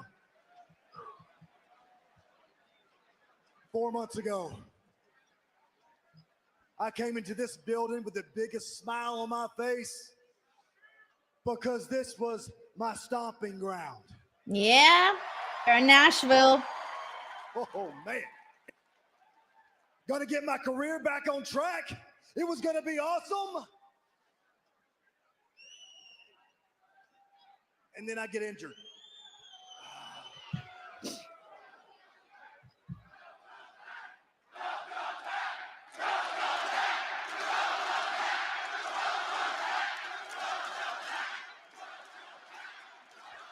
Carlton Lineberg says AJ started in Nashville.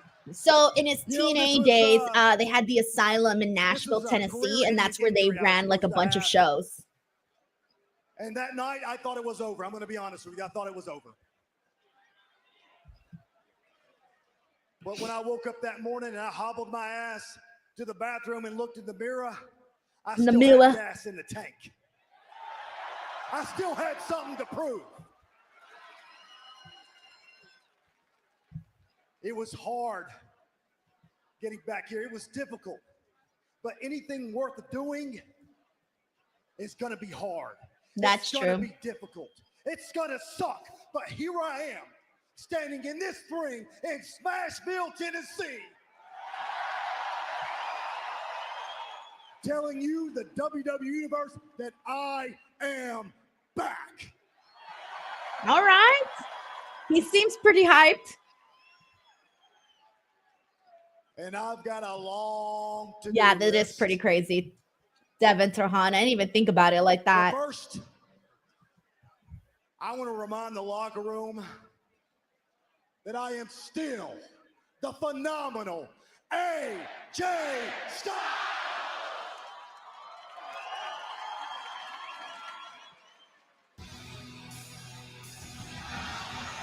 Ah, jeez. Oh, Dominic. Hey, did you guys see that video of Dominic Mysterio meeting the little kid who was dressed in cosplay of Dominic? That was the cutest thing I'd ever seen. It's like all over social media. In case you guys haven't seen it, look for it. It's very, very cute. They named a bar after him here in Nashville. What's it called? AJ Losers. We got winners. Dom tries on swimsuits. Oh, damn, I didn't finish reading the sign. I know it's been a while. Okay, a bunch of people saw the video. Yeah, it was so cute. The mini Dominic, he was so cute. The little kid is mini Dominic. I think I've seen the video like 3 times now, so like it's just too cute. It's just too cute. Maldita sea. All right.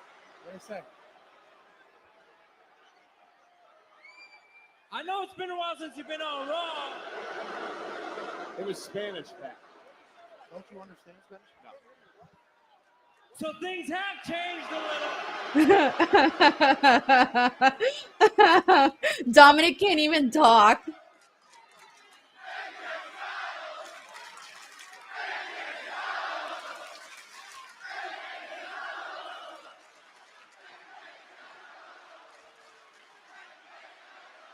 But one thing will always stay the same. You know what? Dominic has pretty good hair, by the way. Him and AJ and Carlito are kind of showing off this great hair. Like, all of them have really great hair. Raw. Barely get a sentence out. I'm going to have to tweet that.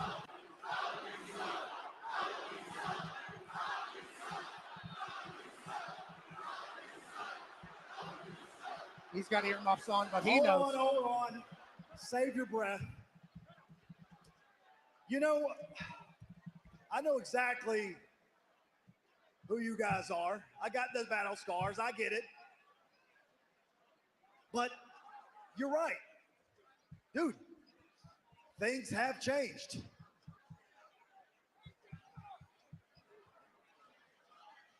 I don't see Damon Priest. Where's Damian Priest at? Is he here? Bro, Damon Priest is not even on this brand anymore. All right, let me ask you guys something. Do you guys see Rhea Ripley anywhere?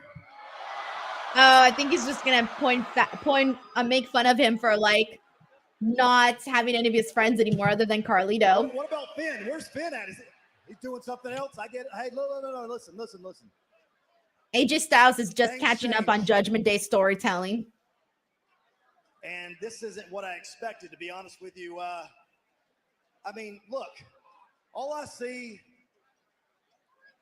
is a guy in purple skinny jeans. That's you, Carlito. That's you.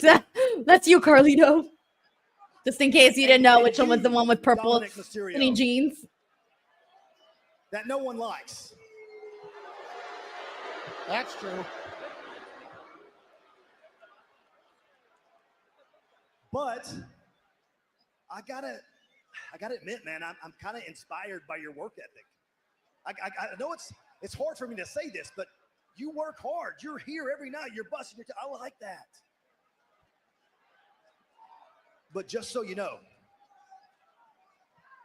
you will always be Rey Mysterio's punk ass kid. Damn, putting him in a spot.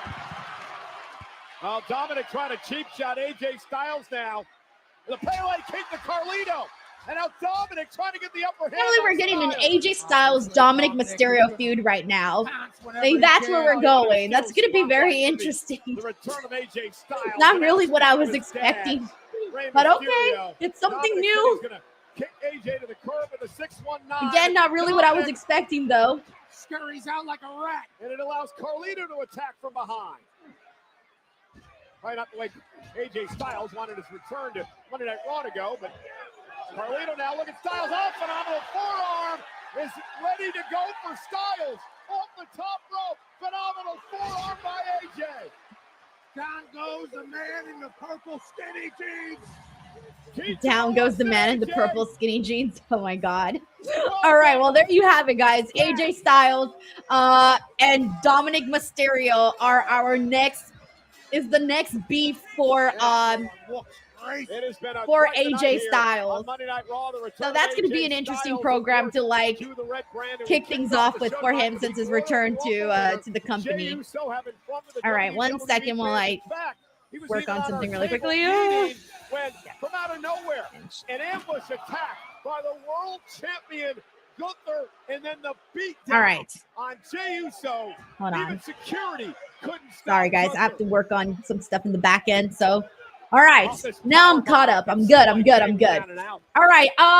So. Maybe I shouldn't say this. We have officially hit 200,000 subscribers on this channel. It has officially happened. Me and you at WrestleMania. Now Jey Uso, it has officially happened, guys. 200K fucking finally on this channel. I was getting on my own nerves talking about this since last year. Las Vegas in April. This took a minute, so thank you so much to everybody who subscribed, all of the new subscribers who just came through. I am just happy that it finally happened and that the channel's growing, and thank you to everybody who's here. And I can breathe a sigh of relief now. A sigh of relief that I finally hit 200K, and I would not be able to do that without everybody here watching. And now the next goal begins, which is 300K. So let's try to make that happen by the end of this year.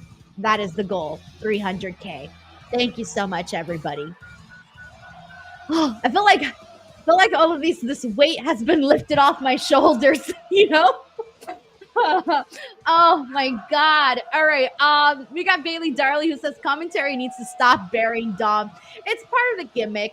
You know, it's just part of what it is. He's a heel. He loves to be booed. They're just egging it on. Spend Big, thank you so much for the super chat, for the generous super chat saying congrats, Denise. 200K. Thank you so much for the time. I had a very much appreciate it. I had bought like this whole like 200K banner thing, so I'm gonna have to do like a photo shoot of some sort to like celebrate 200K. So I'm gonna be hopefully doing that tomorrow. But I'm very excited and thrilled to finally be on the road to 300K. Thank you, Sven. We'll find out if either Rey Mysterio or Logan Paul will book their ticket to Elimination Chamber. But more importantly for you, okay, I don't want to talk over Seth's promos, so let's see what he says. And then I'll go back to celebrating. When you take on Finn Balor. I'll go back to celebrating in a minute. How do you feel? Jackie, I gotta be honest with you. I feel great because we are live in Nashville, and it is time for Monday Night Raw. Also, the graphic for the Jey Uso Gunther match was just shown, and that's our first match graphic. Clearer by the second. Earlier tonight, Jey Uso, he decided he's taking on Gunther for the World Heavyweight Championship, which means all eyes are on Cody Rhodes, which means all eyes are on the WWE Championship, all eyes on the Elimination Chamber, and all eyes on the man who's going to win the Elimination Chamber. I'll give you a hint. He's a visionary. He is a revolutionary. He is Seth.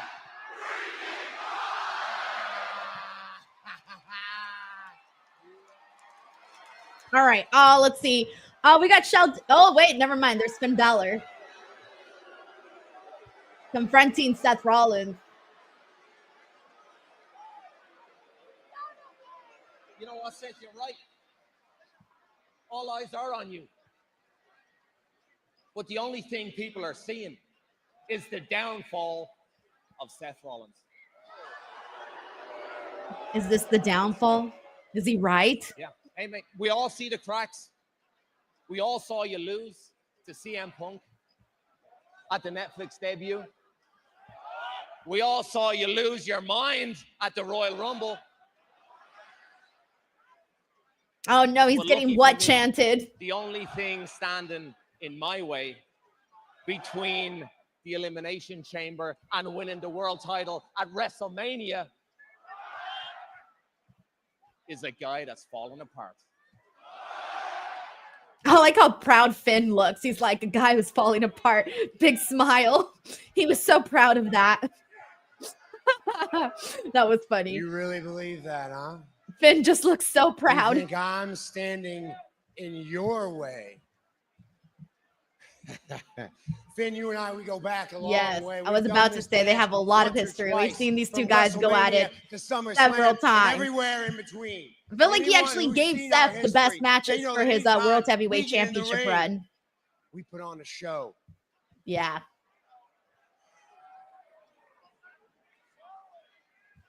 But I got news for you.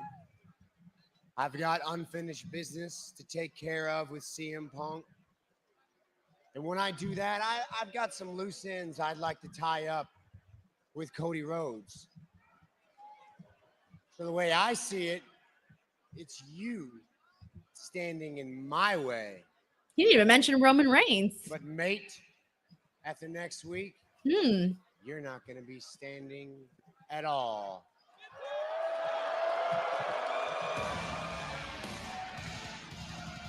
All right, let's see. We got Sheldon Jackson here who says, Dom and AJ on Raw remind me of the After the Week episode, October 23rd, 2022, when you had their match as worst of the week, and you said under no circumstances should Dom beat AJ. Does that opinion still stand?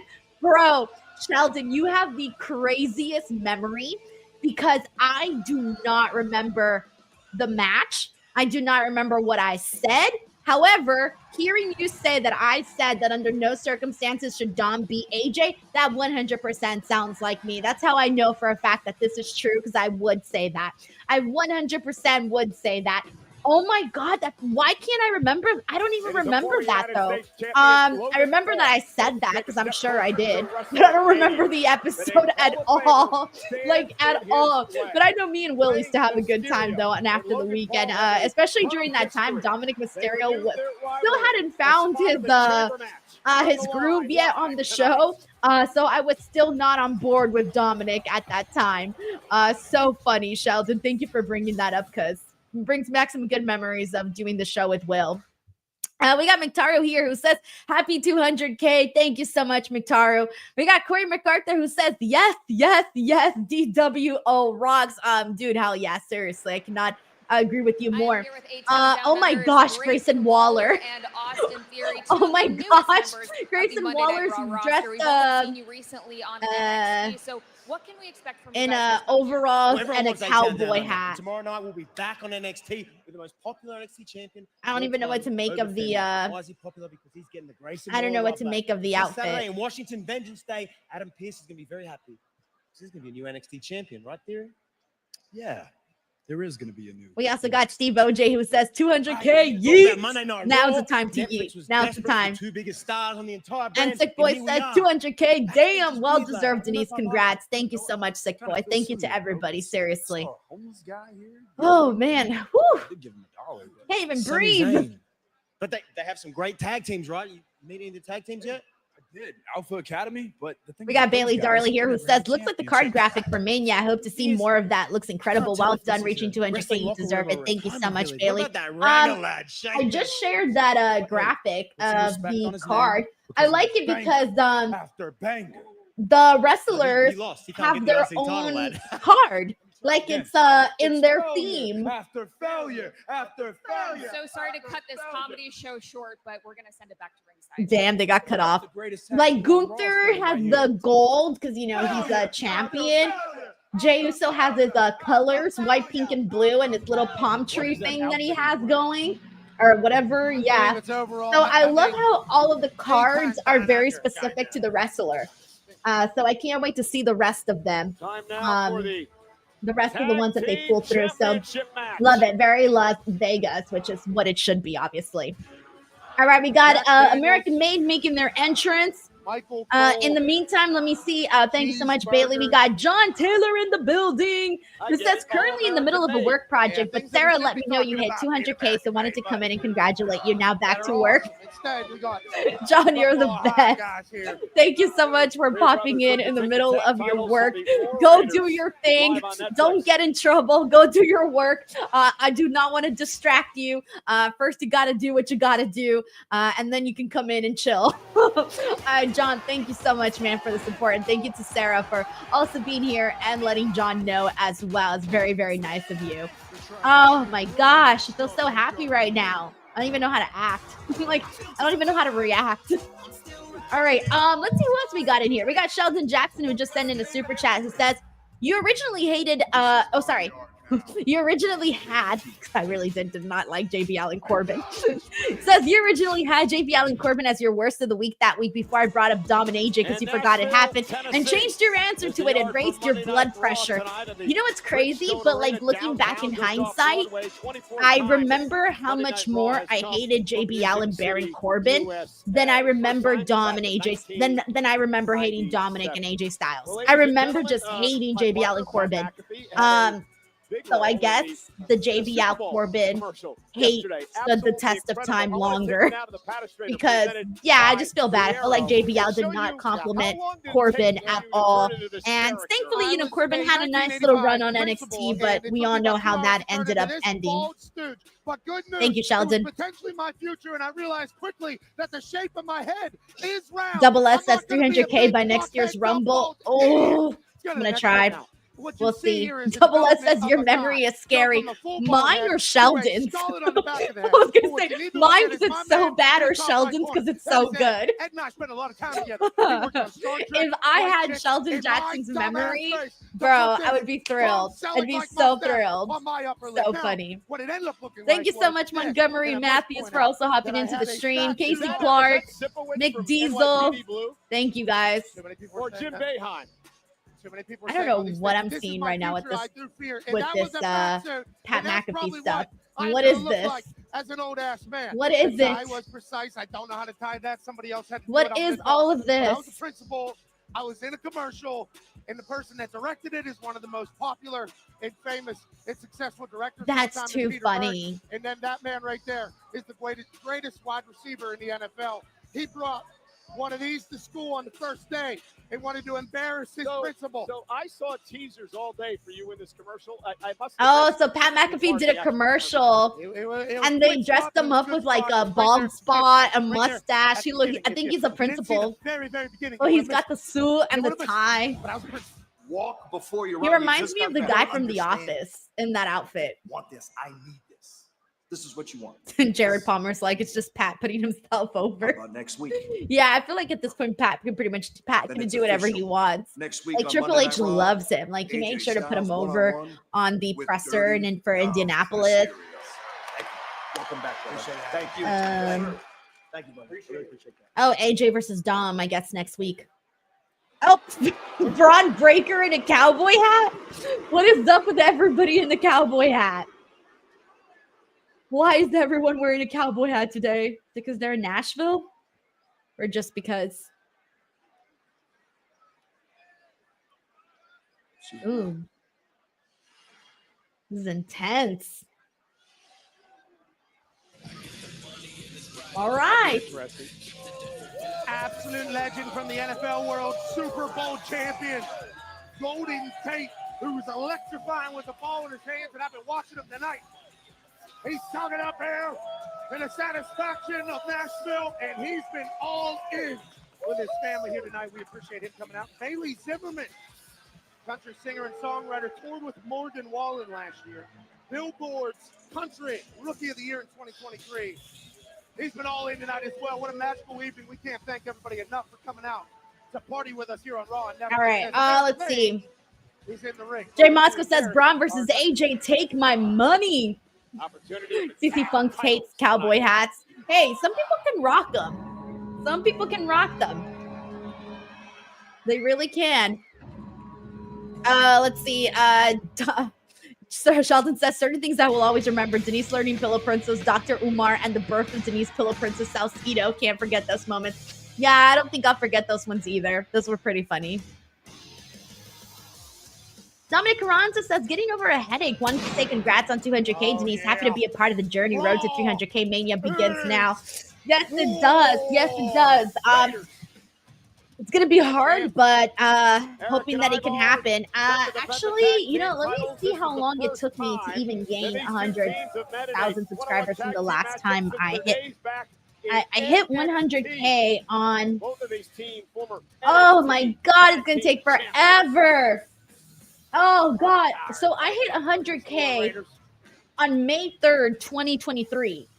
So it took me a year, more than a year and a half to finally to gain 100,000 subscribers. Took me more than a year and a half. Oh Lord. Okay. That was very discouraging. All right, so it took me a long time to hit to gain an additional 100,000 subscribers. May 2023. Oh shit. That means I don't know what the hell if that 300K is possible by the end of this year. Oh man. What you're seeing right now is the face of stress. The glass shatters moment. Oh man. All right. Anyways, Dominic Carranza, thank you so much, and I hope your headache goes away, man. All right, we got Bailey Darley here who says AJ wins the IC title at Mania. I would like AJ to win. Hey, man, I'm here for that. I don't mind that AJ Styles is an incredible wrestler, and if Braun Breaker was going to lose to anybody, I wouldn't mind it being AJ Styles. But I can also see AJ Styles, like him and Braun. That would be a really fun match, man. A really fun match because we know AJ loves to bump like crazy. And Braun Breaker at his speed and the shit he does, that's a really that's a match that I definitely want to see. We're about to see the tag team titles on the line. The War Raiders against American Made, and the tag team titles are on the line. We got Mike Parker Collects in the building. He says those card boxes are now super expensive on the secondary market due to the potential for pulling cards worth big money, including rock autos. Playing that lottery myself, you have to be in it to win it. Congrats on 200K. Thank you so much, Mike.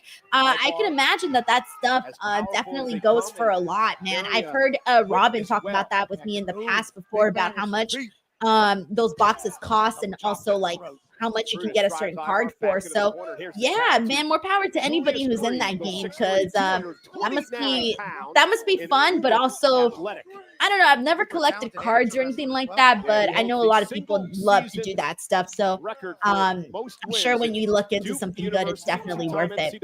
Thank you so much, Mike Parker, for the kind super chat, and I wish you the best on your collection.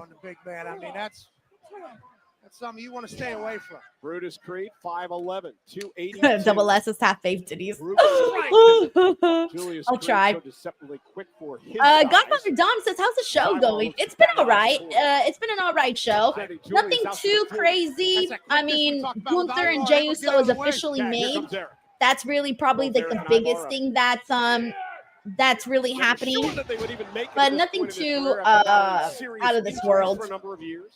Have returned to top form now as tag team champions. Oh, what a great German suplex by Eric. And Brutus now getting involved. We got James Bond in the building. He says, hi, Denise, I'm new. Thank you so much for coming into the channel. I hope you're having a good time so far. Tiger Claw says the show has been dragging for me. Like I said, nothing too crazy has happened. But we did get 2 good matches so far. Both of the women's matches I thought were really great. Both of them were really good. Is that Edison that said what goes up must come down? I think it was Newton. No, that could have been Einstein. Oh! Ooh!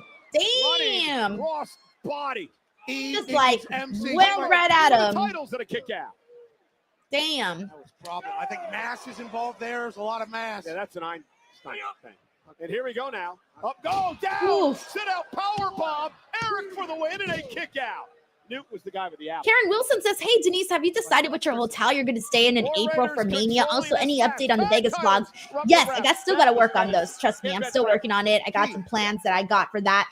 And then as for the hotel I'm staying at the Circa in Las Vegas. Your history lesson for the night, folks. There's going to be a lot going down at that hotel. They're doing like a Circa Mania sort of event where you can watch WrestleMania there. There's going to be podcasts. Chris Van Vliet's doing a podcast there. Busted Open is doing a podcast there.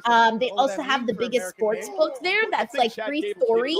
So I decided to stay at the Circa because there's going to be like a lot going on. Like they're going all out for WrestleMania. I got to meet a lot of the people that work at Circa, and I just really liked what they had to say about the hotel. So I'm definitely going to be staying at the Circa. So shout out to the Circa for having me. Thank you, Karen, for asking. Just like to beat the hell out of their opponents. Like street fights. Like a biker gang. John's like, can I crash the hotel for the free continental breakfast? I don't think they have that at that hotel. Usually in Las Vegas hotels. Really? He was right up there on his No, they usually do like buffets and things and restaurants, and you have to like pay for that. So it's not like your normal hotels where you can get like the free continental breakfast. Usually at the Las Vegas hotels, you have to go to like the restaurants. At least I think. Somehow I always end up at the breakfast restaurants. Eric missed wildly as Brutus. Louis says, "Oh no, you'll have stalkers waiting for you." There's going to be a million people, million more important people at WrestleMania to stalk than me. Plus, there's going to be hundreds of people there, so all is good. All is good. Infamous Raider Loco reminds me, Denise, don't touch the sexy box. I don't know if they have a sexy box there. I have no idea if they have a sexy box or not at the Circa. We'll find out. Creed brothers saying American made right now. Best in the world. We shall see. Get a win over the champs. Let's change the conversation about you. Julius back in the chin lock. These chants used to be reserved for David Saldivar says, Denise, you look like you're about to join the army. I'm in the YouTube trenches. I mean, I was just now finding out that they're chanting "You suck" at her as well, I believe. In fact, Brutus, who was out on the apron, he was inspired by Kurt Angle. Brutus went on to be one of the top amateur wrestlers of the past 20 years. Oh, man. I'm starting to get hungry. It's that time of the show, guys. It is that time of the show. Oh, no. McDiesel says Call of Denise. Oh, man. All right, guys. Since we are on a quick commercial break. Oh, wait, never mind. They're doing, what are they doing? Oh, yes. Well, we're on a commercial break, but I still get to watch the match, so I'll keep it going. Eric trying to make a tag dive our fingertips away. Not gonna happen. There's a lot of really good options for hotels in Las Vegas, guys. So you can pretty much stay anywhere. Like, they're not going to sell out. Honestly, they're not. And there's kind of no matter what your budget is, you'll find something. I've stayed at a bunch of hotels at this point. I've stayed at the Luxor. That was actually the first Las Vegas hotel I ever stayed at. I liked the Luxor. It's very fun inside too. They have a lot of like really cool things to do. Like they have the Titanic exhibit, the playground. They have a Carrot Top. I've stayed at the Luxor. I've stayed at Excalibur. That one's more like budget. If you're a little bit on a budget, I would probably say. I think Excalibur, it's budget and there's no roaches. So that's to me like a good thing in case. And I've stayed at the Excalibur like several times, and not one time did I find a roach. So thumbs up. I've also stayed at the MGM Grand. I went to the MGM Grand. It was all right. I've stayed at the World Resorts Conrad. Loved it. Can't afford it. Love it. And trying to think which other hotel I've stayed at.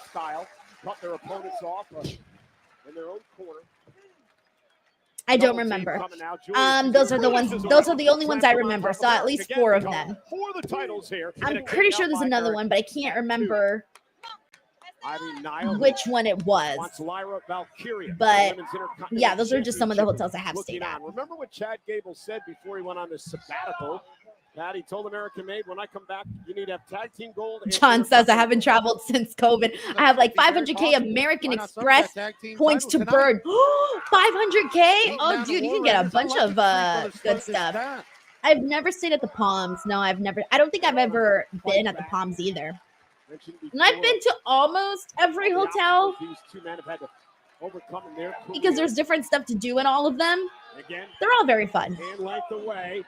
Eric with a right, trying to Brandon says, also, my first post congratulating you for 200K subs got deleted by X, so I posted it again. Wow, X is being weird. Thank you so much for posting that, Brandon. Thank you. Brutus just using that brute strength. Oh, into the corner. Eric rolls through tag bait. Here's Ivar. Is anybody here going to Las Vegas for WrestleMania? I know that the tickets were ridiculously expensive, so I don't know how many people are actually, like, who's going. I mean, I know a lot of people are obviously going, but who here is going? What a feat. Brutus, I'm not sure I want to be there. And okay, King of Strong Style is going. Hell yeah, man. Sit down. Splat goes Brutus. Cheeks to chest. Big swinging heel kick. War Raiders out here cleaning house. Arnold Nicholson Jr. is also going. Hell yeah, Arnold. War chants raining out in Nashville. Into the corner. Brutus is crushed. Oh, nice. Kevin says, live in Vegas, planning to go watch it circa. Dude, so I'm telling you, they're going to have like a big giant screen and there's going to be pools and then they have like those lounge chairs where you can lounge. So you could literally be in a pool, sipping a drink, watching WrestleMania. What? I know, it's crazy. But yeah, so that's a really good option, Kevin. Thank you, Chris, for the 200K. Thank you. Sarah, yeah, I agree with you. Just can't afford to give up my arm and leg. Yeah, I know. But like I was saying, if you guys do want to go to Las Vegas for like the other events, there's other ways to watch WrestleMania, even if you're not at Allegiant Stadium.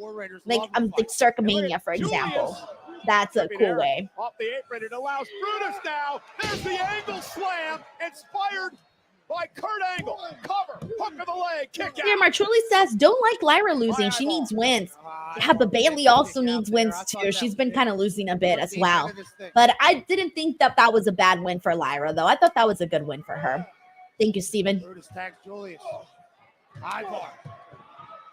Melissa Cabeza says circa in Old Vegas. Yes, it's on Fremont Street. Oh! Springboard. Big opportunity now. Ivar is McDiesel's like, anyone got arms and legs you want to give up for my Mania ticket? man gonna head up to the top rope. Hey, man, shoot your shot. Shoot your shot. That's funny. Oh, Kevin says 100% Circus is spot when he wants to leave his house to go watch football. Oh, that's awesome. Yeah, I totally, now that I've gone, I 100% see why people go. Brutus with a moonsault. Cover for the titles. Yeah, I do agree with this too, Big G says there's no shame in losing to Bayley. Exactly. What action? Julius just jumps up to the top rope like it's a stroll in the park. Superplex into a moonsault. The athleticism radiating out of the Creed brothers. I saw somebody do that at WrestleMania once. Hey, Prince Jay, thank you so much for hopping onto the stream. Tag. Man, these Creed brothers are really impressive here tonight against the tag team champions. As has been every match here tonight on an incredible Monday Night Raw live on Netflix.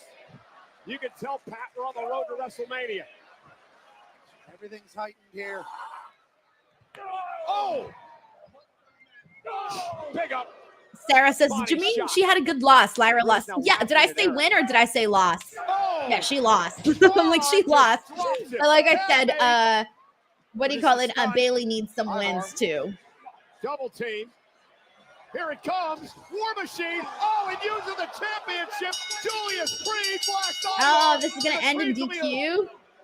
Disqualified here. Damn. Why would you do that? No way you can become champion if you get disqualified. Another title shot to the head. This is probably the most heelish thing we've seen American Made do. As it is anything else. The Creed brothers assaulting the War Raiders. Although I can't wait for the Creed brothers to become tag team champions. I have been yearning for them to become tag team champions. I'm sure they'll get their moments. The leader of American Made. They're clearly already trying to plant the seeds. What happened here tonight? Wait, what happened to Kurt? Oh, they're still hurting from AJ's attack.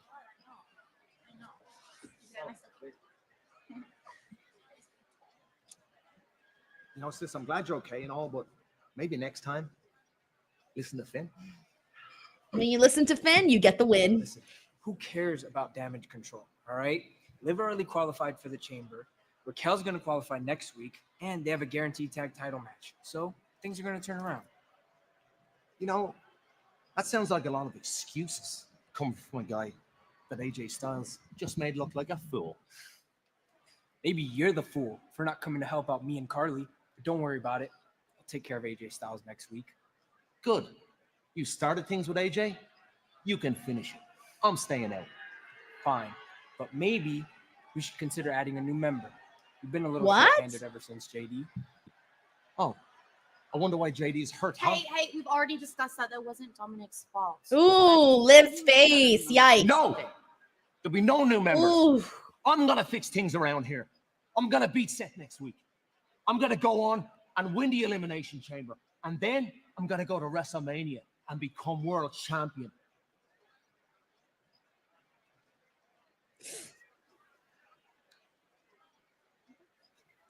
I wonder if they're really going to add another member to Judgment Day. All right, there's IYO and Dakota. Oh, another IYO Rhea confrontation. IYO, I don't owe you anything. So I'm not going to give you a match because I think I have to. I'm going to give you a match because I want to. So that's why I just went and talked to Adam Pearce, and in 3 weeks' time on the Raw after Elimination Chamber,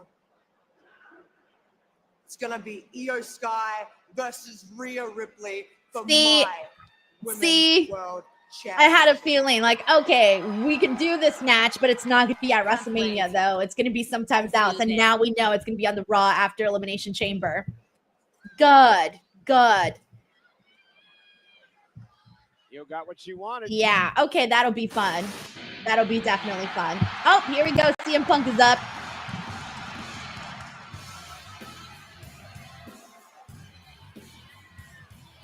Let's see what CM Punk has to say today.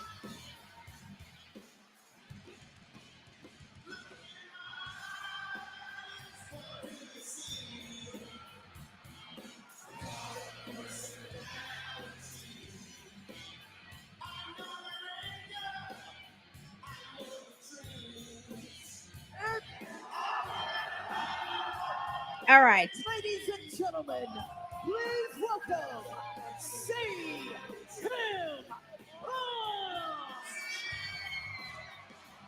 CM Punk is here.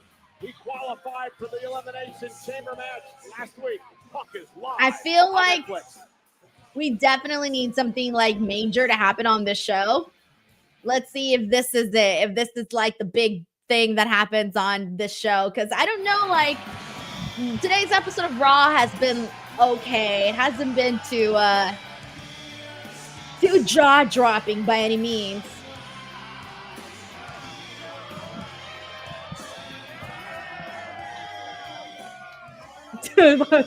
CM Punk looks so happy.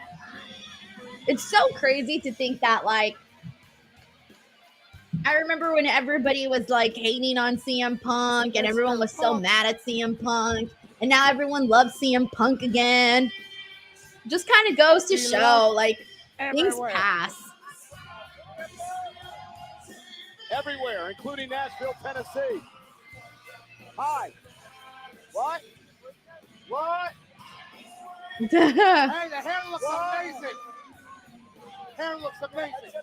Yeah, you can come over and talk to us if you like. Wait. Oh, it looks like CM Punk's joining commentary for a bit. Oh, but they don't have a headset for him. You're gonna give him yours. Well, now we can hear you. Hey, why was this guy on the monitor dressed up like Mr. Rooney from Ferris Bueller's Day Off? He wants to know why you were dressed up as Mr. Rooney. It's called acting. Oh. And you know all about acting. You were a big star. Heels, Mayans. Yeah, all kinds of stuff. Yep. Pat believes he's actually going to get a show out of this whole principal thing. I mean, he's more successful than all of us. Look at him, the big belt buckle. That is true. He's got the brick on his wrist. Wearing some sort I of. kind of wish we could hear Pat McAfee, because I would love to hear the back and forth between Pat McAfee and CM Punk. Where's George Kittle? There's Kittle. There he is, back here. Oh, CM Punk's done with Oh, CM Punk left, wants to go hang with George Kittle. Way to go, Pat. Great job. That's pretty cool. Last night is quickly running up the rails here. CM Punk just said, my friend from the NFL, George Kittle. Well, Pat, we were just told we have 30 more. Sheldon Jackson says, just sent you the rant you went on from Dom versus AJ on ATW versus on DM. Oh, sweet. Thank you, Sheldon. I'm going to look at that after Raw. Thank you so much for sending that to me. Oh, it's going to be a blast from the past. Thank you, Sheldon. All right. And we are coming back now to the actual broadcast. We got Justin Reading Bird here who says, I was never a CM Punk fan, but the work he did with Drew made me appreciate him more than ever before. Oh, dang, that's interesting. Okay. Let's see who else we got here. McDiesel here says, imagine CM Punk shoving Cena and Rollins' heads and creates a new straight edge heel faction. Another straight edge society. That's so funny. Let's see. Moneymaker Chris says, I've always loved him through everything that went down. Yeah, I kind of felt like, Save 25%. you know, there were multiple sides to everything. I think it was easy for them to make CM Punk look like the bad guy. But in all of these like dramas, you know, there's always multiple sides to every story. And it's easy to think one way when everybody on social media like gangs up on like one thing. And then like all of a sudden like the vocal minority, like it's literally the vocal majority that you only hear. And then the minority is just like, it feels like you're not even existent. But there are people that, you know, feel certain ways. But hey, it's social media and things like that happen. So they're doing Penta and Pete Dunne next week. Anytime Penta has done Let me anything see since arriving, it has been what else they're going to announce. Hey, oh my God, wait, what? No, no, Tracy. Tracy, oh my God. Tracy, you just sent in a massive super chat that I was not expecting. Tracy says, congratulations on 200K, the hardest working, ass-kicking women out there. Not only do you deserve this, you have earned it. Happy we are here to share this milestone with you. Here is to 300K. Proud to be a member of this community. Keep shining and grinding. You guys, Tracy, there is no future. Wow. So my question to you is so much, man. I don't even know what to say. I don't even know what to say. I'm like, when this is in my hand, was not expecting this.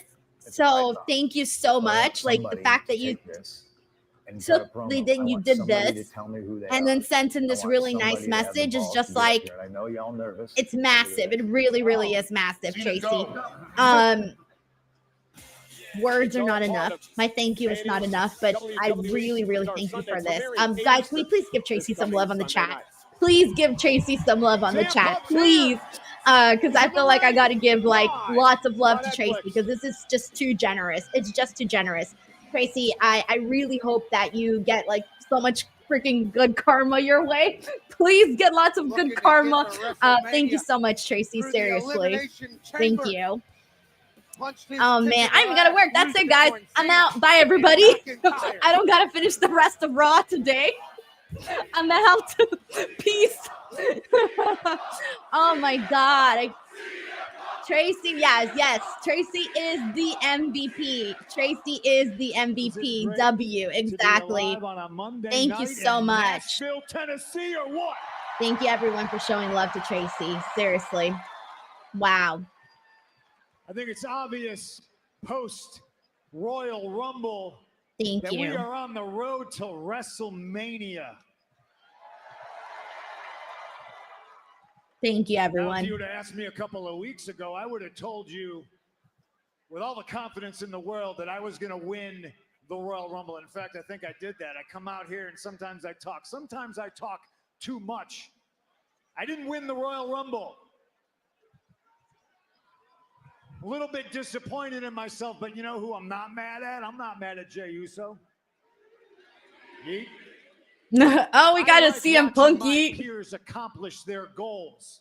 He said it's My so goal chill. Is still right there. And we saw earlier tonight, Jey declare he's going after Gunther's World Heavyweight title. So Cody, I know you're sitting at home. Remember a couple weeks ago when I told you I wasn't going to stab you in the back, I was going to stab you in the front? Well, now I have to. See, I've already qualified for the Elimination Chamber. 2 people have qualified for the Elimination Chamber. But now you're probably all thinking, oh, but Punker, there's 3 people already in the match. Well, one of us didn't qualify. One of us just decided to tell the world, oh, John Cena. I'm in the Elimination Chamber. Oh, CM Punk wasn't happy with that. And by the sounds of it, a couple of you are upset about this, and maybe maybe a little part of me was upset, and I say was because it's past tense. I'm no longer upset. Listen, John Cena is a legend. John Cena deserves to call his shot. The bad news for John Cena is I bust my ass to qualify for the Elimination Chamber. So at some point in there, you're going to see me, and you're not just going to see me like you saw me in the Rumble. No, I'm going to beat the living crap out of you, and I'm going to beat you, and I'm going to go to WrestleMania, and I'm going to cash in the only way I know how. Cody, I'm coming for you. Oh, damn. Who Yes. qualified for the Elimination Chamber is that piece of garbage, Drew McIntyre, who's no longer on Raw because, boy, he ran in the other direction to the other show because I beat him in Hell in the Cell. What do you think I'm going to do to you in the Elimination Chamber, Drew? I'm excited And to then see we them got go at it somebody again. who I don't even like to name drop. I don't feel he deserves me to utter his name. Seth Rollins. Oh, that's about to get roasted. He's taking on Finn Balor next week. Now, either of those guys, former world champions, they could qualify. But at the end of the day, it will be my hand raised.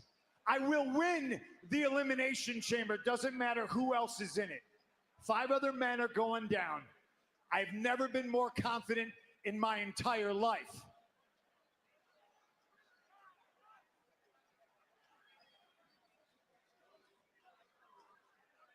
Look at it. Nashville, ladies and gentlemen, those of you watching at home, WrestleMania 41 belongs to one man. Damn, I wonder if he's finally going to get his WrestleMania main event. CM. Feels like it has to happen this year, you know? Oh, yeah, there's Logan Paul, who eliminated him from the Rumble. Oh, and he's in his gear. Oh, that's right. He has his match with Rey Mysterio. But, ooh, we're going to get a Logan Paul. Logan Paul's got a CM Punk back and forth. I would hope so, right? That's what's going to happen right now. Logan Paul. Say some shit on the mic. Trailblazer. Prime owner. Opportunity to get into the Elimination Chamber. And how could you believe anything other than Tiger Claw Gaming is like, and that is the end of Raw for me. Remember when he did the Punk at the Rumble? Look, if CM Punk gets a chance to go off on Logan Paul, it could be very, very entertaining. Look at him. He's already laughing at him. He doesn't even take him seriously. Reach.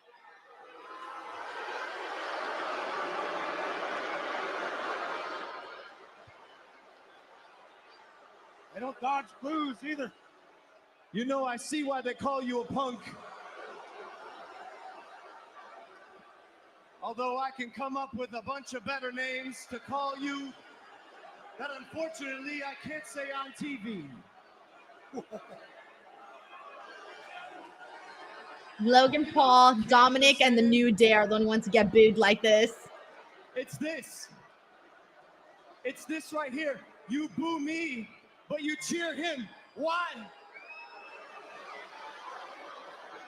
Man's talking to Kevin Owens like it's some sort of insult. I never lost to Logan Paul. Cut to 24 hours later, and I'm throwing your ass head over heels over the top rope at the Rumble. And as far as I'm concerned, that was the greatest 15 minutes of fame in your entire career. What? I feel like it was more so Logan Paul's 15 minutes of fame. At the Rumble, Punk. And I got your number at the Elimination Chamber. But fortunately for you, tonight is Rey Mysterio's time for his 15 minutes of fame when he loses to Logan Paul. Rey Mysterio's 15 minutes of fame? Rey Mysterio? Who inspired a whole generation of wrestlers? What? Hey, listen. You threw me out at the Royal Rumble. Congratulations. I would have mentioned you earlier about possibly being in the Elimination Chamber, but I honestly totally forgot you were even in a match. How sad. Listen, you got my number at the Royal Rumble, but tonight, don't worry about me. The number you pulled is 619. Worry about the legend Rey Mysterio, and if you get past him, if you're lucky enough to get past me, I'll see you in Toronto and I'll put you to sleep. Okay. Seems like they left it was a little tease, but I feel like CM Punk and Logan Paul could definitely go a lot more on the mic, but it feels like they left that. They gave us just a little bit, just a little tease.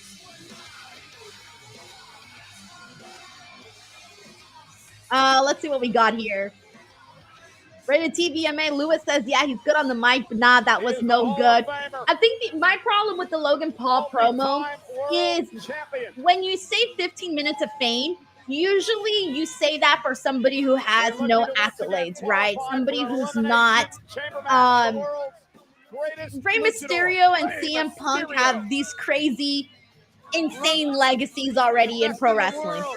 So I feel like the wording of that, if you want to do 15 minutes of fame, you got to do it with, like, I don't know, somebody else, but not really with Rey Mysterio or CM Punk, like not with them. So it's a little bit weird saying that both of those guys are in it for their 15 minutes of fame. So yeah, that was my only thing that it doesn't make too much sense, but I do like the heat that Logan Paul gets.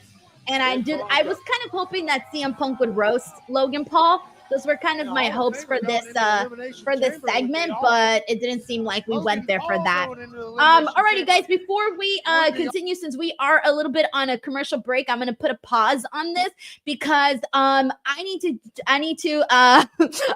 to promote and give some love over to Blue Chew. And guess what, guys? We have a brand new Blue Chew video. Are you having technical difficulties in bed? Are you tired of being counted out, tapping out, or simply jobbing out?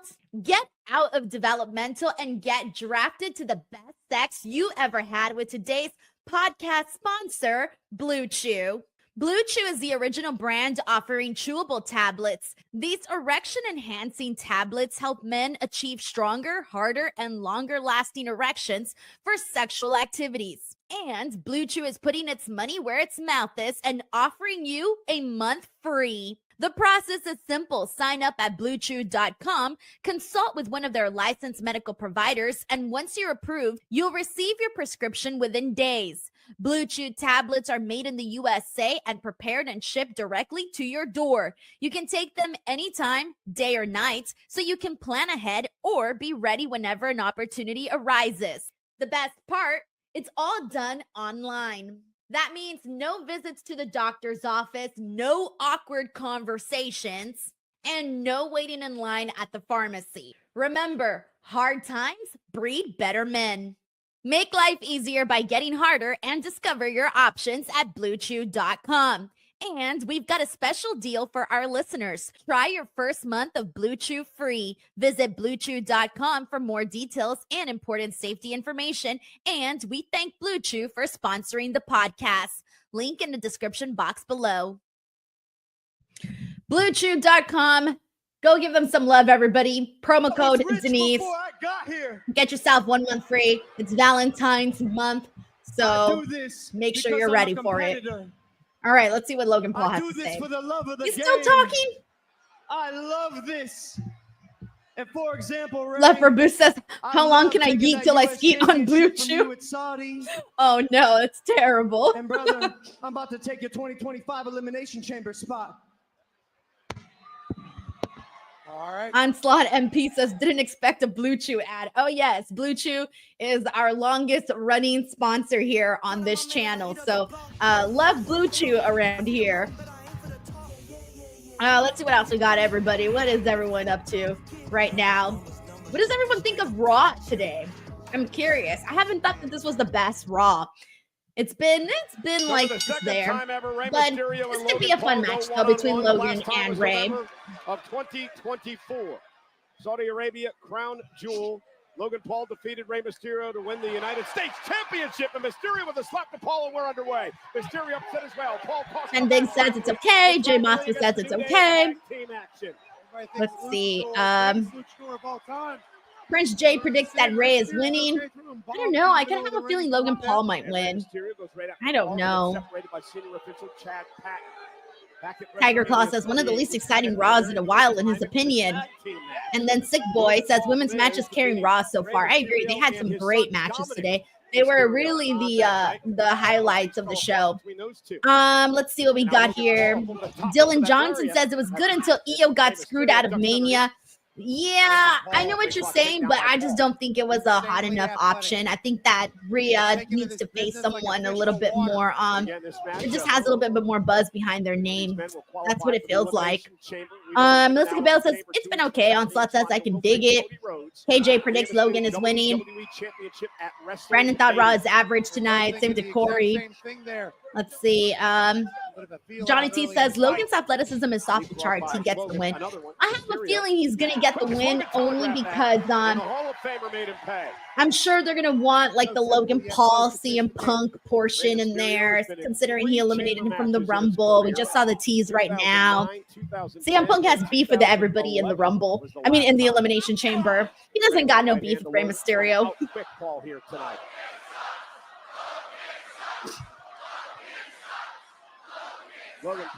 Zeno Hours says, Raw, it's pretty solid so far.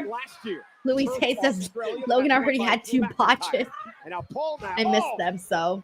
Knee right to the gut. Great tilt-a-whirl by Paul as he taking control of the match. Rey Mysterio's rolling. Logan Paul put a stop sign out. Logan said some disrespectful things to the crowd and Rey going to break, and he's backed up everything he's ever said here. Don't forget that after this watch along is over, I will be joined by Santi and we'll be doing our Raw post show. I can't imagine today's Raw post show would be incredibly long, but we'll be here. We'll be chatting about Monday Night Raw. It'll be a good time. So if you guys want to hang out, chill, and chat about the show in a little bit more of a podcast fashion, then you are more than welcome to stick around and hang out. Big shots at Rey Mysterio's midsection. Boxing background. Double S is 2.5 hours. Feels way better than 3. Oh, yeah. Oh, yeah. Big time. Rollins and Finn Balor. It's crazy how much a 30-minute difference makes. Logan Paul. Karen says, hey, Denise, are you going to AEW Double or Nothing this year? Have they even announced where that's happening? I don't think I've seen anything yet. Luis says, on your channel and Santi's. So Santi and I, Santi streams on his Twitch channel and I stream here on YouTube. So it's on his Twitch channel or my YouTube channel. Stick around here if you want, or whichever method you prefer. The stream doesn't it doesn't end. It doesn't end until we do the post show. So it's a double. It's the watch along and then the stream. So if you're already here, all you got to do is just hang out and wait. That's literally it. Done a lot of great things. Arnold Nicholson confirms they have not yet confirmed where Double or Nothing is. Right, because usually it's in Las Vegas and it's a lot of fun, but I think they're not. I don't think they're doing it in Las Vegas this year, or at least there was reports or rumors that they're not thinking about doing it in Las Vegas. So, and I don't think it would be like a good idea to do it in Las Vegas. Goes a left jab this year, but we'll see what they end up doing. Rey Mysterio, Rey just having trouble defending himself here as Logan Paul has completely taken control of the match and Mysterio's down. Shadow boxing with Rey Mysterio's face. Yeah, you said this earlier, Pat. Yeah, Logan Paul is going to be a forever heel, guys. Earlier we were talking about forever baby faces. Logan Paul, forever heel. Forever. I can't imagine. I think the only way Logan Paul can turn babyface is if he were to go one by one to every person in the building and give them $1,000. $1,000 to every single person in that building. And you know what? He might get some cheers. That's the only thing I can think of.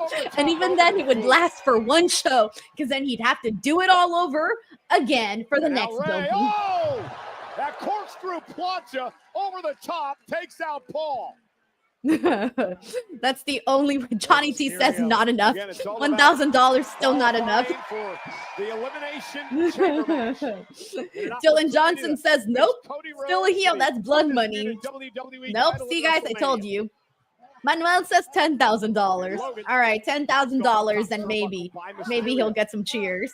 Rey Mysterio being a world champion again in 2025. No, either way, he's got to buy the crowd. That's the only way he's gonna get cheered. Another right hand. Drops Logan. Logan now. Oh, another body shot to Rey. A lot of shots from Logan Paul here.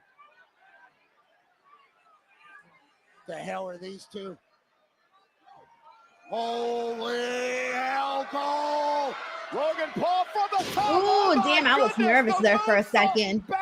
I saw Logan Paul's legs like looking like jello. It kind of got me nervous there for a second. This is absolutely incredible. Jared Palmer says for him to turn face is to announce his departure from WWE. But even then, he'd still be a heel outside of the company. Down and out after a spectacular move by Logan Paul. Wilbur, a case of Prime, $1,000 in a case of Prime, and he's like, all right, I'll cheer for Logan Paul. That's funny. Agility, explosivity, courage. That all of that takes. Holy hell. Yes, they're on commercial right now, Carlton. Hell. And Rey now They'll be on commercial for the next minutes and 27 seconds. Dominated much of this matchup. And it says Prime sucks. I've never had Prime, actually. I don't know how Rey Mysterio. I've only ever tasted 2 energy drinks before. It was C4 Energy. I've tried that, and I've had my first energy drink that I ever tried was several years ago. It's called Raw Dog, and that's it. Those are the only 2 energy drinks I've ever had in my life. I've never had Monster. Celsius, never had it. We've also learned about Prime, never had it. Over the past couple of years. And I think those are all the energy drinks I can name. Remember that war he had with Roman Reigns. Hey, Taylor Cannon, thank you so much for hopping on in. Good to see you in the stream. We got David Capelin in the building. What's up, David? He says, I loved your interview with Harley Cameron. She's quite a character, so funny and beautiful. She might be too talented for wrestling. She could definitely be like in theater or Broadway or anything like that. I'm sure she would kill it in that. It's nice to have somebody like that, though, in wrestling because she brings something so different to the table. And sometimes you just need different. When everybody's the same, no one stands out. And so her being different and kind of being a dork, but being okay with being a dork, and but also being like super talented, the way she presents herself, it's just funny. And she's laughing at herself, and we're laughing with her, you know? So yeah, I loved that interview with Harley. She was great. So if you guys haven't seen it, check it out. It's here on the channel. If you guys want to check out that conversation with Harley. I'm trying to get some more AEW interviews. So I'm chasing after them. So hopefully I can get some more, because there's so many of the girls that I haven't gotten a chance to talk to. I would love to chat with Timeless Tony Storm. I would love to chat with Julia Hart. I mean, not Julia Hart. I'm sorry, I just spoke to Julia Hart. Jamie Hayter. That's who I wanted to say. Jamie Hayter. I want to talk with Jamie Hayter. Mercedes Moné. Same thing. There's just so many of them that I haven't had a chance to talk to them. Beaten down to get into the elimination chamber. Right into the corner. Logan Paul is taking over.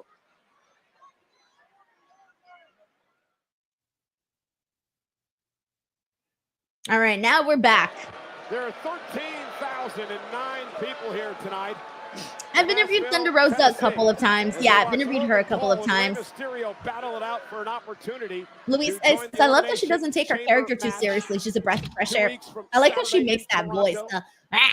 Kind of, I can't do it. Well, I cannot do that voice at all. When she makes her voice like this, I can't do it. I love when she does it, because in the interview too, you can hear her like when she's talking normally, and then when she makes that like Harley voice. It's so funny.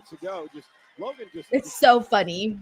He's grounding Mysterio, wearing him down, not allowing. No, I have not talked to Jamie Hayter yet. I definitely want to. She's on my wish list. There's a lot of people on my wish list. Power, something that's going to need to be respected after tonight. Rey Mysterio's fighting back. Yeah, Rey trying to rally. Paul has worked on his midsection this entire matchup. Right again, goes back to the ribs. Knee by Paul. Great strategy here. Daniel by says sooner or Paul. later you have to do an interview with Izzy. I've done a few with her on Busted Open already. I've done like 3 or 4 with her on Busted Open. She's appeared on Saturdays Lands quite on a few his feet. I times. don't know how he did that. Logan Paul thought Ray Yeah, was she's down great. and out. Ray popped She's right such a back up to sweetheart. his feet. Been so nice to see her just Now like Logan saying, grow up and really become her own person. She was also a guest on the past in some of the shows that we did here on the channel. She did like a Royal Rumble review with me several years ago. So yeah, I like Izzy a whole lot. So yeah, I've interviewed her a few times. Mysterio gaining control on the outside. Ray now. Logan Paul up. No, Ray again. Slammed into the barricade. Favoring his midsection, his ribs. Incredibly cool looking guy with the long hair and the leather jacket. Got a front row seat. The Rey Mysterio eating the barricade. Ray sent back into the ring again. Oh man, Ray still breathing. Still a tough son of a bitch. He certainly is. Logan is understanding and recognizing what a gloat looks like. Tough, durable, quick. Possible Wrestler says, what's your favorite PLE? Right back out of the ring. Rey Mysterio trying to hang on to the bottom rope. Logan trying to outpower him here. I don't know, actually. I don't want to sound basic and say WrestleMania. I feel like that's too basic. I don't want to sound basic either and say the Royal Rumble. But those are probably my 2 answers, only because I feel like that's usually the most exciting time of the wrestling year is either Royal Rumble or WrestleMania. I feel like I gotta go with WrestleMania just because, like, it's just exciting, even though it's a basic answer. Ending in sight. And Rey Mysterio said, Tanner Blakely says, did Harley persuade you to ride the money train? 1,000%. I'm on board. Ooh. Ray just, every time he does that freaking baseball slide, it always gets a reaction out of me. So much force as he slides out of the ring. Icy says Royal Rumble is such a basic answer. I know, but it's fun. But it's a fun time. Both these men as Rey Mysterio trying to look to take it to the clock. He's able to create some space, which could open things up for the offense. There's the senton by Ray off the top rope, and here comes Mysterio. And this is what Logan Paul was worried about. Ray picking up the pace. Springboard moonsault, cover now on Paul for the win to qualify. Paul kicks it 2. Ray hit that. Tracy says they need to sell those puppets in AEW. I would buy one. Oh, I know. The one that she does for Mercedes is just so funny. It's so funny. I almost like want her to, like, whoever she's beefing with, I always want her to have a puppet of that person now. I feel like you got to stick with the puppets now, girl, because they're so fun. Manuel says not great balls of fire.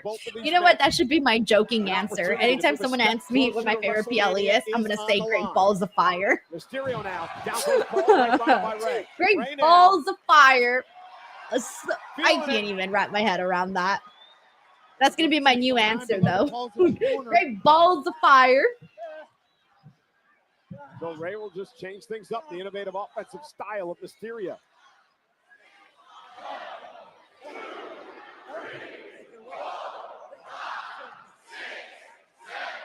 I do enjoy Elimination Chamber, too. Oh, Logan. Now that I think about it. Ray with the right. I thought Ray was going for 619 punches there. That'll take all night. He could be willing to Yes, a Willow puppet would be so cute. Oh my God, yeah. A Willow puppet. And Paul with a springboard moonsault of his own, 3/4 of the way across the ring, and Ray kicks out. Logan Paul almost springboarded himself out of the ring. Yes, I agree, Doug. It was the worst name ever. Great balls of fire. Bleed. This is incredible. I should rename my podcast to Great Balls of Fire. No longer Speak Now Pro Wrestling. It's Great Balls of Fire. Logan Paul on full display, and he still can't put Rey Mysterio away. Yeah, perhaps Paul's getting frustrated here.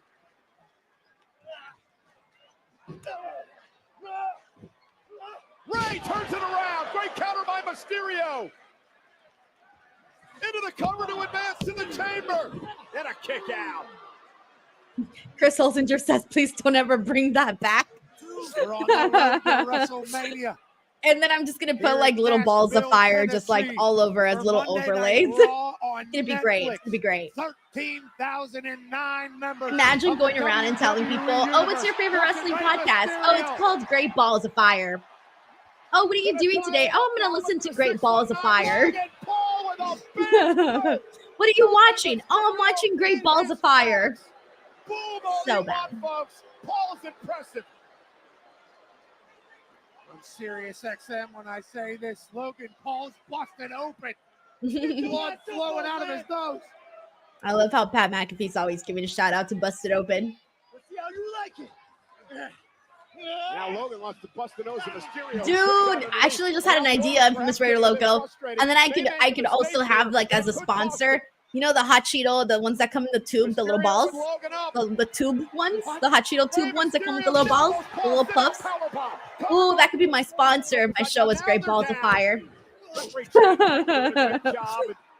Paul kicks it too. And then we'd really have a fun Blue Chew read. Lock his body up and keep his shoulder up. So Rey Mysterio couldn't start that count immediately after a insane. Thank you so much, Christopher. Thank you. He says the worst pay-per-view name was In Your House, Beware of Dog. Holy shit. Dude, I feel like that's actually a really great topic. Worst wrestling show names ever. Why haven't we done that already? Elimination Chamber spot on the line. Thank you, Mike. I'm so glad you enjoyed the show Saturday. Thank you. Logan Paul with the titanium. Oh shit, is Logan Paul about to finish it off here? Yeah, it looks like it. Rey Mysterio. Yeah, that's it. See, guys, I knew I was like, Logan Paul's winning this. Like, I knew this was what they were doing. On the bright side, maybe we'll get a little bit more interactions with him and CM Punk. I'm telling you, everybody in that match is beefing with CM Punk. To the Elimination Chamber. Titanium plate in his right hand. Logan Paul connected. Yes, Jay Grouse. Good idea. I'm going to write that down right now. Worst pay-per-view names or worst wrestling show names. I don't know how I didn't think about that sooner. 4 of the 6 spots are set. All right, I'm going to work on that at some point. At some point, I'll get to that. From Saturday. Thank you so much, Infamous Raider Loco. He says, congrats on 200K. No more beef Alexa on SmackDown now. Oh, yes, that's right, because you can't beef anymore with your son, right? Bailey Darley says, worst name is Rock Bottom. Oh, man. Some bad ones out there. As Logan Paul celebrates. All right, guys. BTW. After this, in a few minutes, Santi will be joining the stream. And, the New Day just attacked Rey Mysterio. Oh, that's it. Damn. All right. I feel like we could have gotten at least like 30 seconds more of the New Day attack on Rey Mysterio, but that's fine. That's fine. We saw like 5 seconds of that. Literally, we got 5 seconds of this attack, and that was the end of that. All right, so in about a few minutes, Santi will be joining me here, and we'll go ahead and start our post show. But in the meantime, let me catch up here with the super chats. Let me see. Oh wait, I'm all caught up. I'm all caught up. All right, so then in that case, in order to stall for a little bit of time here till Santi gets in here, I want to make sure to promote also our another sponsor that we have here. Please give some love over to Mando. Nobody likes bad BO. Don't be a heel at the workplace or at home. Instead, be a baby face and smell delicious with today's sponsor of this video, Mando. What makes Mando different? It has whole body deodorant, safe to use anywhere on your body, pits, balls, thighs, folds, belly buttons, butt cracks, and feet. It was created by a doctor who saw firsthand how normal BO was being misdiagnosed and mistreated. It's clinically proven to block odor all day and control odor for up to 72 hours. The solid deodorant stick is formulated and powered by mandelic acid to stop odor before it starts. The spray deodorant is aluminum-free and ideal for hard-to-reach places. All products are baking soda free and paraben free. You can choose from a variety of fresh scents like bourbon leather, clover woods, Mount Fuji, or Pro Sport. Mando's starter pack is perfect for new customers. It comes with a solid stick deodorant, cream tube deodorant, 2 free products of your choice like mini body wash and deodorant wipes, and free shipping. As a special offer for listeners, new customers get $5 off a starter pack with our exclusive code. That equates to over 40% off your starter pack. Use code Denise at shopmando.com, SHOPMANDO.com. Please support our show and tell them we sent you. Smell fresher, stay drier, and boost your confidence from head to toe with Mando. Alrighty, everyone. Okay, so we are here, and we're gonna give Santi, of course, a few more minutes till he gets to join the stream on here. So this is kind of the moment of the show where we just kind of like mess around. So this is the time to just like stall for time until Santi gets in here, and then we'll go ahead and get into Raw. So if you're here for the Raw post show, we'll just relax, breathe a little bit, and then we'll get right into it. So as soon as Santi comes in, we'll get right to it. All right. Thank you, by the way, everybody who likes my brand new ad with Mando. I got so excited that Mando wanted to be a sponsor here on the channel. So hopefully you guys check them out, give them some love and all of that. Check out their products because then they'll definitely come on board. Hey, guys, we got Santi in here. Hello. Didn't take us long this time. I know. I was ready to like start a whole I was trying to think of some topics to get into because now my new bit is this is like the time that I wait for you is the time where I roll an ad and also the time where I just like fuck around and talk about anything. Well, now you don't have to pretend to make conversation. We're here. Awesome. We're here. Alrighty, let me go ahead and get this going and we'll go ahead and get right into it. All right, let's do this. What is up, everybody? Welcome to Speak Now Pro Wrestling. It's your girl, Denise Salcedo. And as always, I am joined by Santi Zap. Santi, how are you? Welcome back once again to the channel. No, I'm excited. I got my post-Super Bowl hangover, followed by a pretty decent episode of Monday Night Raw. I'm here for it, Denise. Let's chat. Did you win any money at all, by the way? I did. I won $25 from my mother-in-law, and I think there was an expectation that I wouldn't collect. It's like, no, pay me my money. I won that. Dude, okay, so guess what? I'm so happy you won your $25. So had the freaking Chiefs not scored that last touchdown that they did, I would have won $1,000 because I was playing the squares. So you know how it is like the certain score? Dude, in the last 3 minutes, I lost $1,000. I mean, I didn't place $1,000 in bet. I paid $50 for the square, but I almost was going to turn $50 into $1,000. They did that on purpose. They knew that you had money on the line. I was like, guys, you're already losing this game. Did you have to do that extra touchdown? Damn it. Listen, those touchdowns, those garbage time touchdowns, they call those Vegas time touchdowns because they're the touchdowns that ruin everyone's bets across the world. And clearly it happened to you. Right here, man, right here. And I could not be more bummed out about it. But anyways, we got Monday Night Raw to get into. Santi, I'm going to be real with you. I did not love this episode of Raw. There were some things that I thought were great. And the things that I thought were great were the women's matches. Those were really the big things that I thought were just very, very enjoyable. The tag team match I thought was great. I thought that Bayley and Lyra was great. Those were honestly my favorite parts of Raw. I did enjoy that little tease there with Logan Paul and CM Punk. I kind of wanted CM Punk to go a little bit more into like talking some more shit on Logan Paul, but I'm wondering if they're kind of saving that for a bit. But overall, this wasn't like a crazy episode of Raw, but a pretty overall decent show.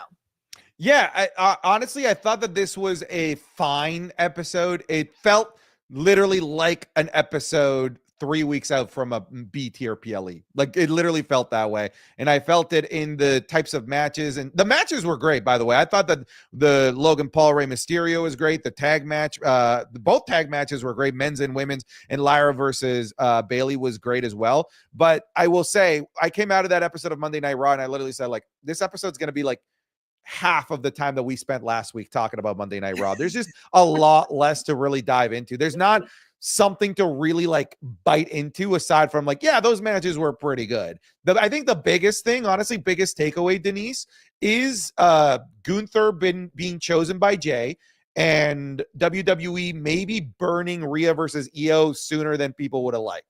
Yes. Those were really some big notes to like take part of in the show. So let's get to it. I actually kind of want to start there. Let's start with Rhea and IYO because that was one, Santi, when I did, going into the Royal Rumble predictions, making my predictions, IYO was my pick after that big tease that they did with her and Rhea, right? But then obviously, things changed with Charlotte Flair and all of that happened, right? Afterwards, I was still thinking, okay, they're probably still going to do Rhea and IYO. But then today in the backstage segment that they did, when IYO confronted Rhea, there wasn't that big of a reaction from the crowd. You know how usually even if someone just confronts each other, everyone's like, oh yeah, like here we go, like this is it. And there wasn't that much of a reaction. And in that moment, I thought to myself, you know what? This is definitely not going to be Rhea's opponent for WrestleMania. And then later on, it was announced that it's going to happen, IYO versus Rhea, after the Raw, after Elimination Chamber. And honestly, I think that's probably the best option just because I love IYO. She's such a great wrestler, but I don't think that the fans were buzzing for her as much as some of us might have hoped. I was hoping for a bigger crowd reaction for those moments between IYO and Rhea. So I'm with you there. I still am of the mind that IYO is the type to win people over when she's in the ring. There was not a lot of hype for Bayley versus IYO. There really wasn't. And then they went in the ring and they gave us what I think was the best women's match of that entire year. IYO is the type to win you over in the moment, not so much the one that you can build a long-lasting, meaty program with. I'm still disappointed about not getting IYO versus Rhea, but this does really open up a lot of questions. Are they really going to do Charlotte versus Rhea part 3? One of the things that I've been saying, because a lot of people don't love that idea, I always remind them, part 1 and 2 were awesome. I know you don't love the idea, but just remember, part 1 and 2 were awesome. And the women, honestly, I'm down for the women to get that marquee WrestleMania trilogy that they don't have yet. This would be the first one, the first WrestleMania Superstar trilogy. Where do we go if it's maybe Charlotte versus Tiffany Stratton? Are we going to actually finally pull the trigger on something like a Bianca versus Rhea? Because that's the biggest money match available if it's not Charlotte versus Rhea part 3. Well, at least when I look at the competitors in the Money in the Bank, in the Elimination Chamber, I don't see Bayley. I don't see Liv Morgan again.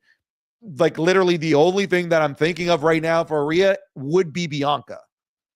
And obviously with the Elimination Chamber, that's the only way that we'll get to it because like you said, we were talking about this last week. They feel like they're on two totally different planets right now. We haven't seen much of any sort of collision course between Rhea and Bianca. Bianca's been off, sort of doing her own thing with Naomi and dealing with all of the Jade Cargill stuff. Rhea Ripley has been on the other end dealing with, the end of Liv Morgan as well as the stuff with IYO. And so it doesn't feel like right now they're in the same vicinity whatsoever. So I do think though that you're right. When I think about what the biggest matches are, you can't have Rhea in there with just a whatever opponent. No, this is last year she faced Becky Lynch. That was massive. The year before that, Charlotte, she is in there with the very best of the best. And Bianca Belair, that is the match that we have been wanting to see. And on top of that, I love Bianca Belair. She is my favorite current women's wrestler. And I don't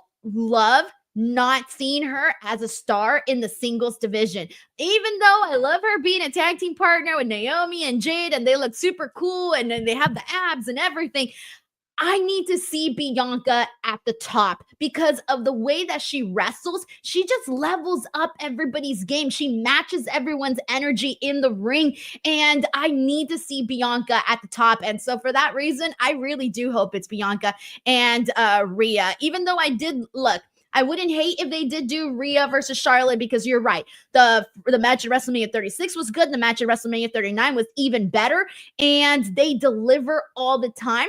But I think right now, just kind of going into what we have, which is literally our next topic. So I'll kind of attach this is that we have our first match that's finally been announced for WrestleMania 41. The first official match on the card is Gunther versus Jey Uso. That is a match that has gotten a lot of conflicting opinions, Santi. There's people that do not care about it at all. There's people that are willing to play it out. Let's see how it goes.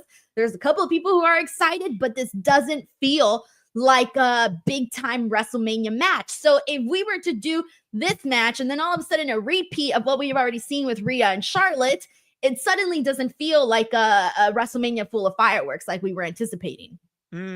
I totally get where you're coming from.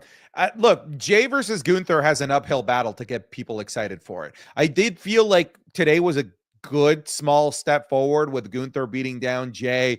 That brawl, I was like, all right, this is a good first step. But like, I'm just inherently not excited for Jey versus Gunther. Like I said, there's so much work, so much groundwork that needs to be laid from a storyline perspective for me to really get excited about it. Funny enough, Denise, the thing that has me the most excited about Jey Uso picking Gunther is that Cody Rhodes is open to face like 5 different opponents that I'm down for, right? Now I'm fantasizing about what's happening with Cody Rhodes. And ultimately that goes to show how secondary Jey Uso going after Gunther is, when the only thing I'm excited about is what we're going to do with the A champion Cody Rhodes now.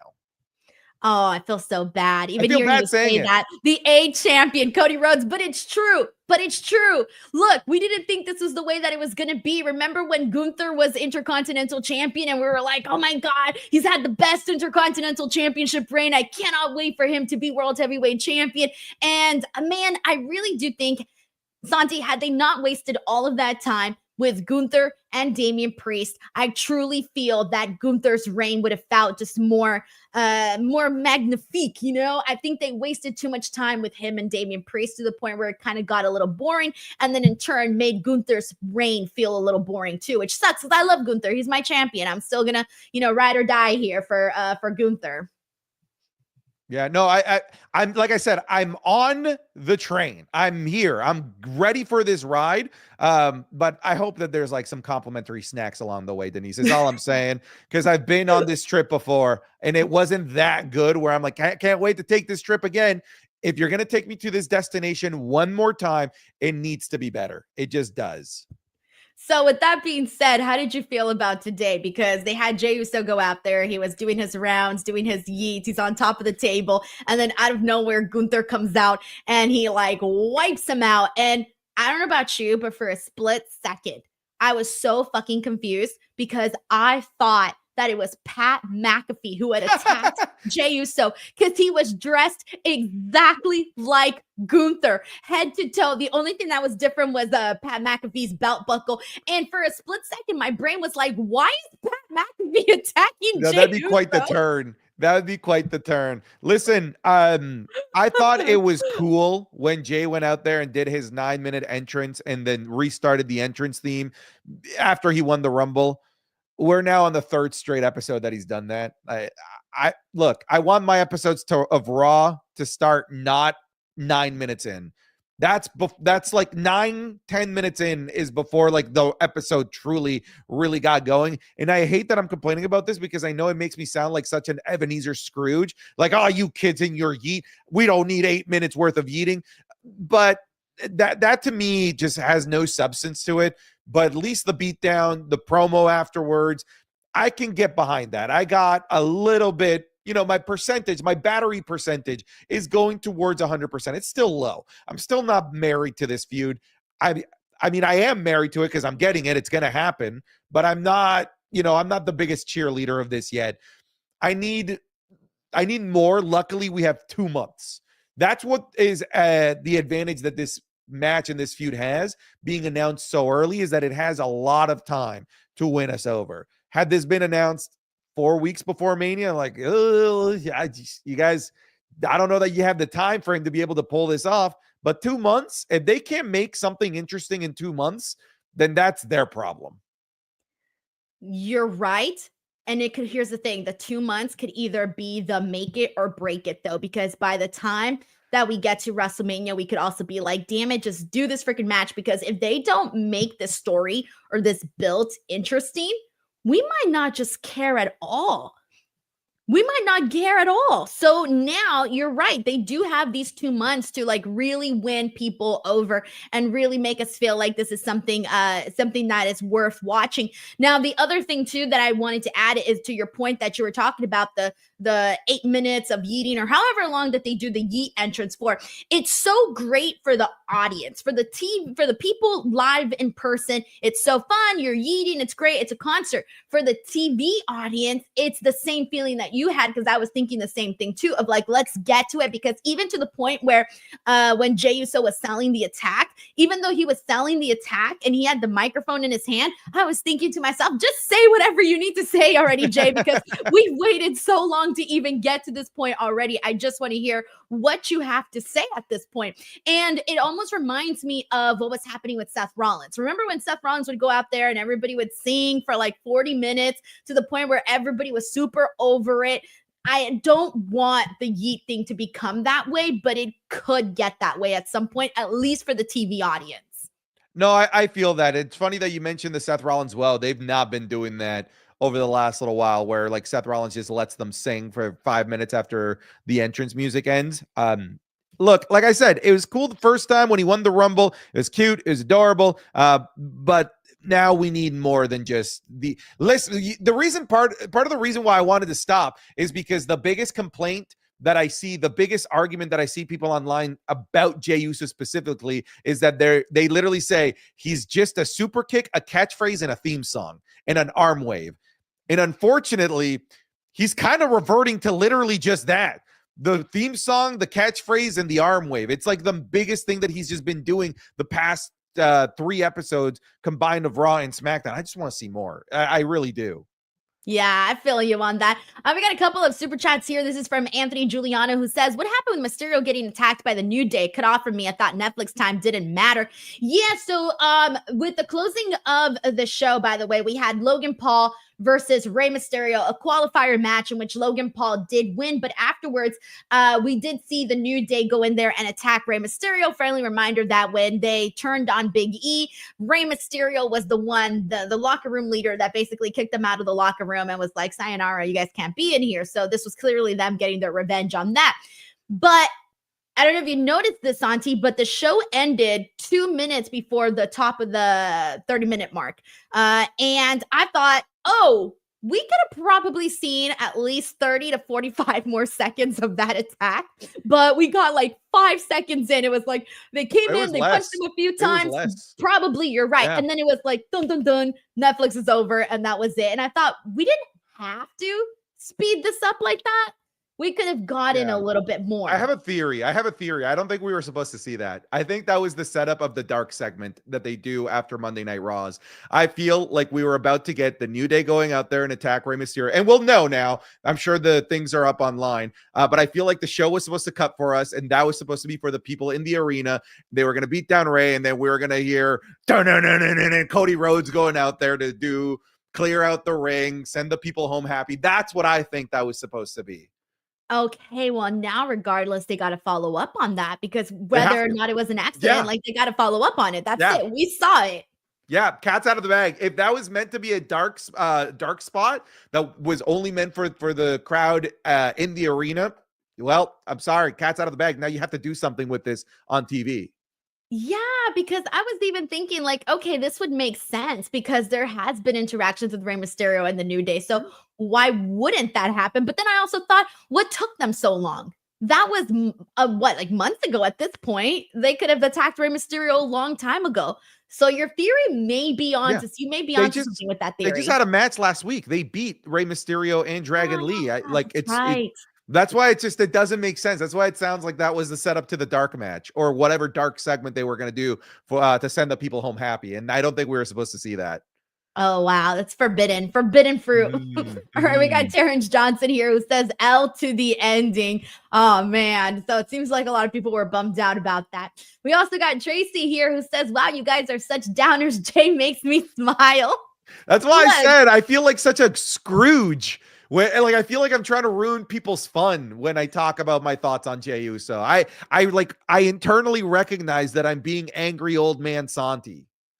But I go back and forth because part of me, when Jey Uso was crying in his promo, I was like, damn, I can't root against that shit. How do you want me to like be a hater towards that, right? When he's talking in these press conferences and he's talking about this being his time, I'm like, yeah, I'm rooting for you on that. But then when I think about just like how long it takes to do the Yeet entrance or how we already saw Jey Uso versus Gunther, then that's where I get like a little bit frustrated. But I go back and forth on this. Thank you, Tracy. All right, let's go ahead and I do want to talk though, because we mentioned Rey Mysterio versus Logan Paul. We mentioned more of the aftermath, but I do want to get into the part with Logan Paul and CM Punk because this is the confrontation that I thought, you know, when Logan Paul got brought in and CM Punk got brought in, I always imagined this if Logan Paul and CM Punk had an opportunity to share words with each other. I thought it would be just burn after burn after burn. Like I thought CM Punk would eat Logan Paul alive. I thought Logan Paul would die trying. And I don't know if they held back on that and decided not to go all the way right now, if that was done for a specific reason, or if they just they didn't care enough to go a little further. But to me, it felt like there could have been more between Logan Paul and CM Punk here. And the other thing is I didn't love some of the verbiage that Logan Paul used in his promo, Santi, when he was talking about 15 minutes of fame for CM Punk, 15 minutes of fame for Rey Mysterio, because I thought to myself, when you say 15 minutes of fame to somebody, you don't say that to people who have had long established careers. You say that to people who just came out of the woodwork, who just became a thing. Then you could be like, oh, hey, you're here for your 15 minutes of fame. Not Rey Mysterio, who's a freaking legend, and CM Punk, who's been in the business for such a long time and is uber popular. That was kind of how I felt about that. What did you think about the Logan Paul CM Punk's bit? I wanted more, but when I saw how softball CM Punk was, I basically said to myself, oh, there's literally no intention to do anything to do between CM Punk and Logan Paul. They don't want to create anything. I felt like they were purposely being softball with each other to not even give fans the inclination that that could be something that they set up. So at least that's where I'm leaning towards, that there is no intention anywhere down the line, WrestleMania or after that, to do Logan Paul versus CM Punk in any capacity, because CM Punk mostly spent his time laying into the likes of John Cena, which he actually laid into pretty heavily, and of course Seth Rollins and Drew McIntyre, but those are his arch nemesis. But yeah, the Logan Paul promo as well just didn't particularly land. It just didn't have much substance. There wasn't any. And it felt like there wasn't substance because they weren't building to anything. It just sort of felt like, let me just say something to make me relevant in the moment, as opposed to say something that will make this interaction relevant somewhere down the line. The one thing that I'm kind of bummed out by that, because if Logan Paul was going to eliminate CM Punk, I would want, from the Royal Rumble, I would want that to be for a specific reason. Not just for this little 2-minute interaction with him and CM Punk before a Rey Mysterio Logan Paul match. And so if they're going to, like you said, not go through with it being a little bit more than that, to me, it was kind of a waste of an elimination. Like, you got somebody who is so hated in Logan Paul and someone who is so good on the microphone at roasting people out and calling them out on their shit.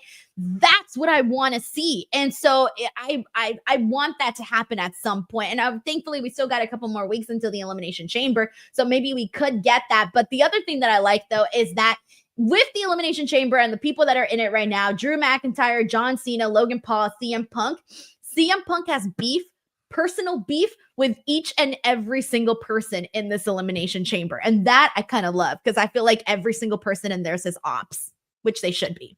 Yeah, and now this Elimination Chamber just feels so much more special, right? Something that we haven't talked about is, to me, the match now was elevated in importance, now knowing that the winner goes after Cody, because the winner is now going into the Night 2 main event. The winner of this is closing WrestleMania. No ifs, ands, or buts about that. And now that it's Cody, that's like the prize, man, like, now things got real good in terms of like who should be coming out of that. Like, there's so many people that you could make strong arguments for, but my pick is still CM Punk or John Cena. Those are the two best names I think that are available for a match for Cody Rhodes. Yeah, that's what I'm thinking too. It's either John Cena or CM Punk. And Damn, but that's the thing though. For night one, are we expecting for the main event to actually be Gunther Hell and no. Hell Jey? no. Right. We're not doing that. Okay, Yeah, making hell sure. no. That just does not have the legs to be the main event, in my opinion, night one or night two. Like, for example, let me just throw scenarios out there for you. If they run Charlotte versus Rhea part 3, I think that main events over Jey versus Gunther. If they decide to run Rhea versus Bianca, that definitely main events over Jey and Gunther. If they decide to do CM Punk versus Roman versus Seth Rollins, that definitely main events over Jey versus Gunther. I could go on in different combinations of main events, all of them prioritized over Jey versus Gunther. Tiffany and Charlotte. Except that one. I actually think that okay, you caught me on that one. I actually think that that's the one that WWE wouldn't put over Jey versus Gunther. Yeah, probably not. All right, we got Soundwave 80s in the house. It says, I just watched a Midnight Madness movie, and Tony Khan looks like Leon the Game in the movie. I'm not kidding. Go watch that movie, or don't go watch that movie. The movie is really funny, and you should really watch. Oh, do go watch this movie. Okay, which is Midnight Madness. I will make a mental note of that. I'm always looking for new movies to watch. So thank you so much to Soundwave 80s. We got Anthony Giuliano here who says, the rumor I heard is that it's going to be AJ Styles versus Logan Paul at WrestleMania after Logan eliminated AJ Styles. I don't hate it. I don't hate it if they were going to do AJ Styles versus Logan Paul. I can see that being a possibility. Earlier in the night, we did get an AJ Styles Braun Breaker sort of a tease. All they did was stare at each other, but I don't know what was bigger, them staring at each other or Braun Breaker showing up in a cowboy hat. There's a big pop in my chat for Cowboy Braun Breaker. Honestly, I'm here for it. It was not something that I was expecting to see from Braun Breaker. Thank you so much to Anthony Giuliano, by the way, for bringing that up. All right, let's go ahead and rewind. And I want to go ahead and get into, since we did talk about AJ Styles, let's talk about AJ Styles here. AJ came back, he was gone for a couple of months. He was gone for like 4 months, I believe, from a foot injury, but he's back and he was going out there, talking about being in Nashville, having, made his name in TNA and the Asylum and all of that. In Nashville, Tennessee. And so he was kind of recounting that. And then we got an interruption by Dominic Mysterio and Carlito. And I found it really funny that AJ Styles was trying to catch up here with the Judgment Day storylines because he was telling Dominic, where's Rhea? Where's Finn? Where's all of these people? Damian Priest. And I'm thinking to myself, like, are we just going to run through all of what's been going on with the Judgment Day right now? But this kind of led between a little interaction where AJ ended up taking out both Carlito and Dominic Mysterio. But there were some fun moments where AJ made fun of Dominic, basically telling him, like, no matter what you do, you're always going to be Rey Mysterio's punk ass kid. I didn't love this segment. Yeah, oh my God, I'm being such a bummer. I'm such a bummer today. So the only reason I didn't like it is because that if you go back and rewatch it, there was no proper back and forth between Dom and AJ. It was just Dom goes out there, barely gets to say anything because the crowd is booing him. And then AJ says his piece and that's it. There really wasn't much to really get super excited about aside from just the return of AJ Styles. But yeah, I thought it was funny. AJ calling out the fact that like, yeah, where's Rhea? Where's Damian? But like, for example, I liked more what we saw just in the stare down between AJ and Braun Breaker than what we got between AJ Styles and Carlito and Dominic. I didn't feel like that was particularly like very good. Okay, here's the real question for your chat, for my chat, and for you. Give me the best hair ranking. AJ Styles, Carlito, or Dominic? I mean, it's look, you've picked the Holy Trinity. You really did. You truly did. I mean, in that ring, we had some heavy hitters when it comes to Luscious, beautiful hair. I am going to go Dominic with that beautiful mullet. I'll go Carlito, iconic. My goodness, that afro. Oh, so good. And then I'll have AJ Styles' hair. Luscious soccer mom hair. Oh, I was going to say that's a good ranking. I want to say AJ Styles, Carlito, and Dominic. And I'm only going with AJ Styles because he has the classic little thing that he does where he always does this with his hair. You know what? I know what you're doing. You're once again trashing the name of Dominic Mysterio. This is something that you do every couple of weeks. You think I'm just going to sit here and take this fucking slander to Dominic Mysterio? Do you really think that I'm just going to sit back? His hair. What? I gave credit to his hair. I included You put him him in the third. ranking. You put it third. That is last. If you're not first, you're last in this scenario, Denise Salcedo. He has the best hair and facial hair in the WWE. Look, it's very tough to beat AJ Styles when he looks like he was in a CoverGirl commercial. And then Carlito's hair has so much volume. It's great. And so unfortunately, that left Dominic in last place. I do think that there would be something really soft and luscious about putting like my fingers through AJ's hair. It just looks like it'd be so calming to brush his hair. You see what I'm saying? Like if he's riding in a convertible top down, you know it's gonna be flying.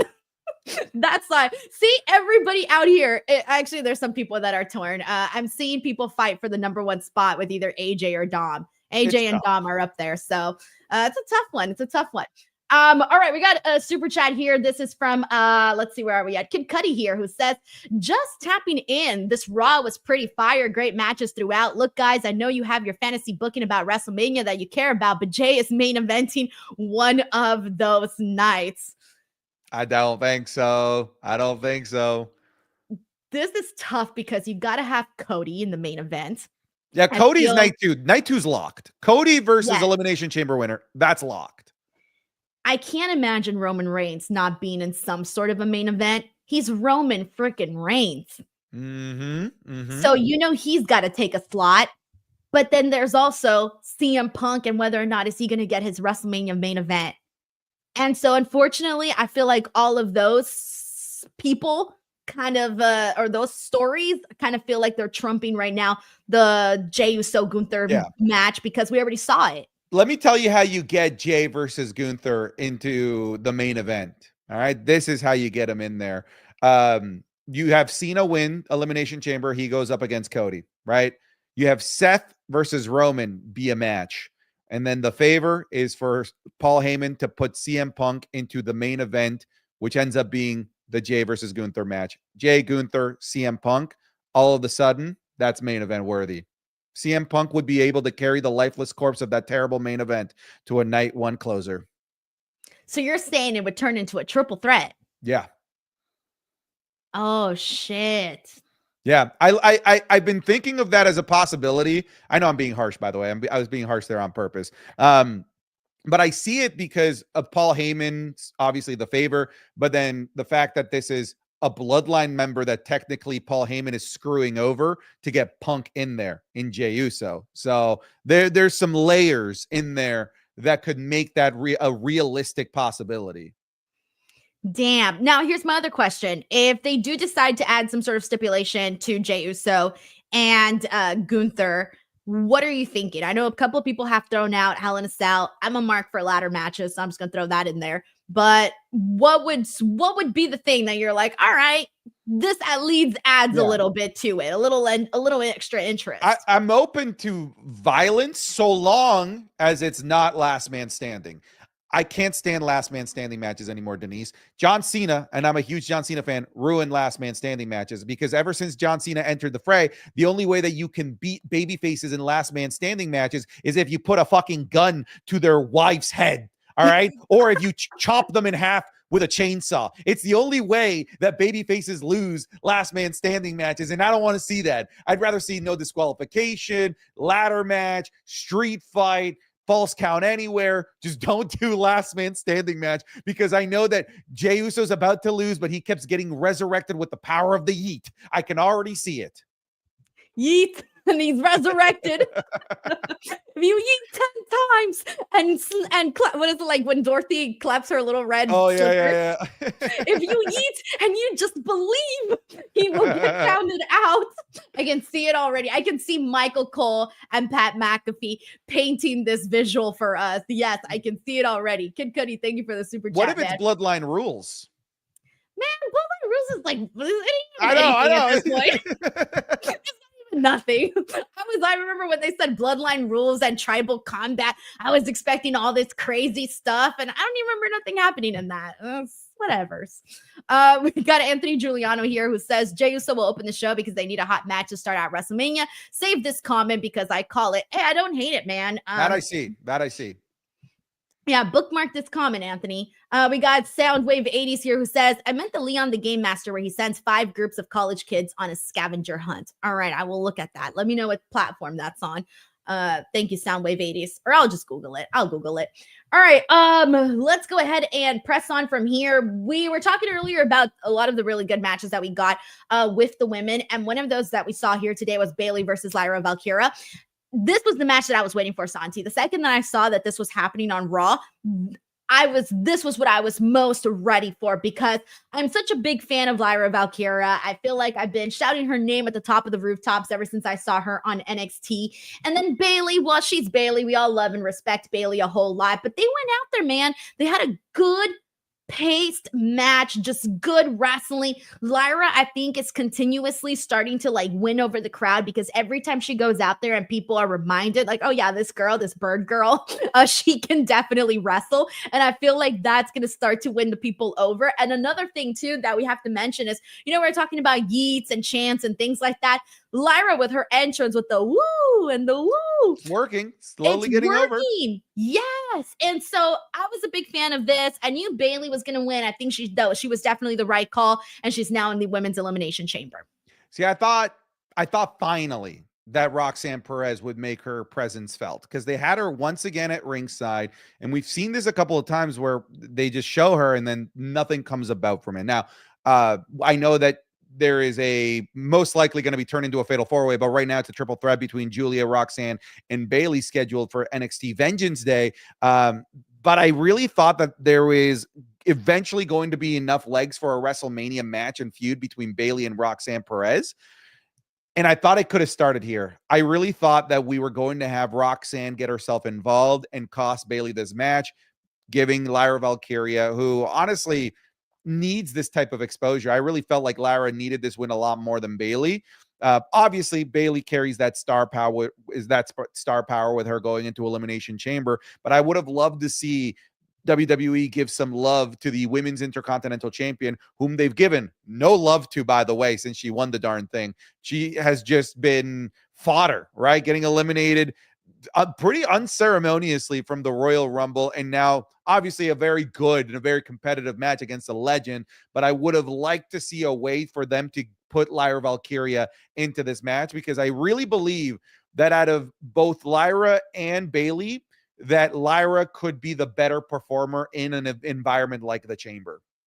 Yeah, she would do really good. And dang, I know again, that same reason that I was expecting Bayley to go into the Elimination Chamber. Like you said, it's that star power. She's the one that you would believe, would have the chance to obviously go to WrestleMania. Lyra's not there just yet, but she's making her way up. She's building up her name. You're right. I do wish they kind of gave her a little bit more love as Women's Intercontinental Champion. I feel like even me today, like when she came out backstage with Ivy Nile and she had the belt, I was like, oh yeah, she's the Women's Intercontinental Champion. Yeah. That's not necessarily the kind of reaction you want to have. I did love her performance at the Royal Rumble. I thought she had a really good spot going in early. I thought she had some great moments in it. But yeah, it's just one of those things where I think the one thing that we still need to get behind for Lyra is we know she's a good wrestler. We like her song. She looks good. Now it's just a matter of we need a big story for her. We need some vignettes. We need some backstage segments. We need to know who is Lyra Valkyria? What is her personality? Who is she? Why should I cheer for her? I think that's a little bit more of what needs to be added because we already know she's good. We like seeing her wrestle, but you got to add that little extra bit just to develop, to develop fans.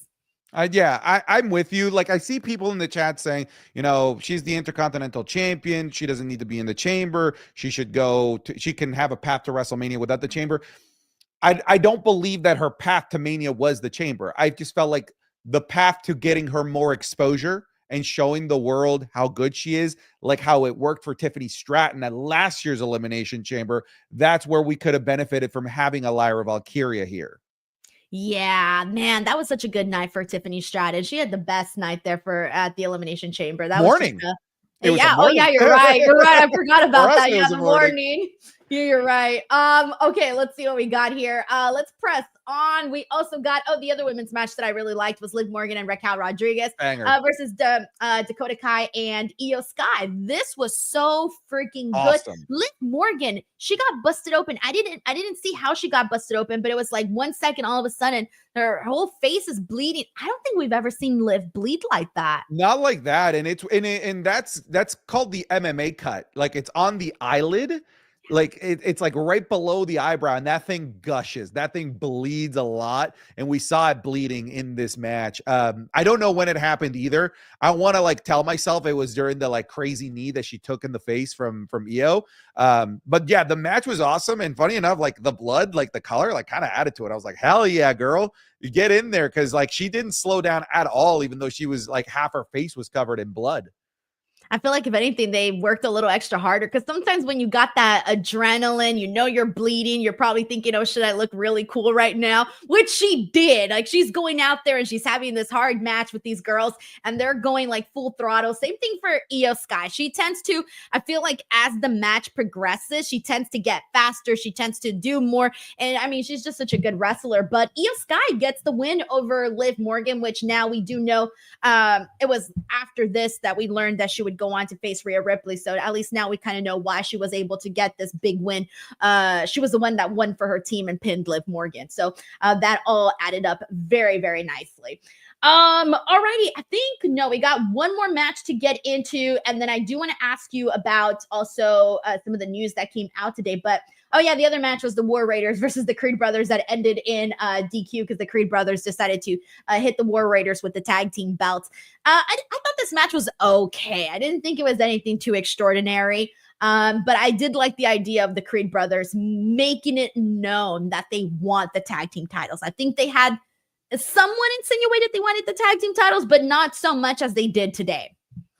I'm just glad that there's tag team stories. Like that's, to me, little baby steps towards getting towards where we are on the SmackDown tag team side of things, where it's like an actual like living and breathing tag team ecosystem.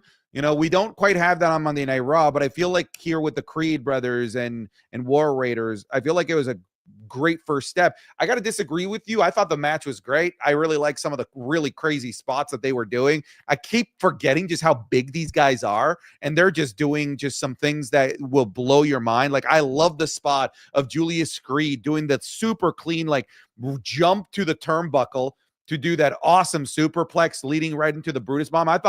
I really liked the match, so it's interesting that we're in a bit of disagreement there. But more than anything, I'm just happy that there's tag team things happening. I can't argue that. Alrighty, so before we wrap up our Raw post show, earlier in the day, there was some news on the AEW side that can impact the WWE side. And by that, I mean that both Miro and Ricky Starks are no longer with AEW. Of course, two different stories here.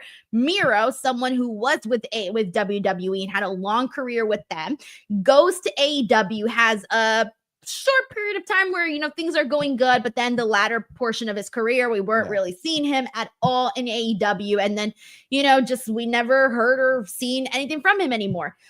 Ricky Starks, a name that, in AEW started to come up. He was winning people over with his wrestling, winning people over with his very stylish guy, swagger, his promos, all of that. Had a lot of comparisons made to The Rock just because of the way that he presented himself.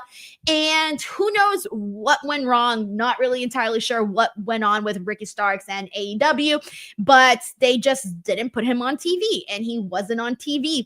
And this kind of led to, obviously, both parties being unhappy, and Miro and Ricky Starks are now released. So Ricky Starks is free, according to PNW Insider. He is free and 100% clear to go and, work wherever he wants. People have been wondering, Santi, for a while now, whether or not he would pop up on WWE. He's a very, very talented guy. He could definitely do a lot there. And then will Miro go back to the company? What do you think? So I'm more inclined to believe Ricky Starks making the jump compared to Miro, right? And I say that because, well, we've seen all the stuff with Ricky Starks and Cody Rhodes, the backstage stuff at the WWE events.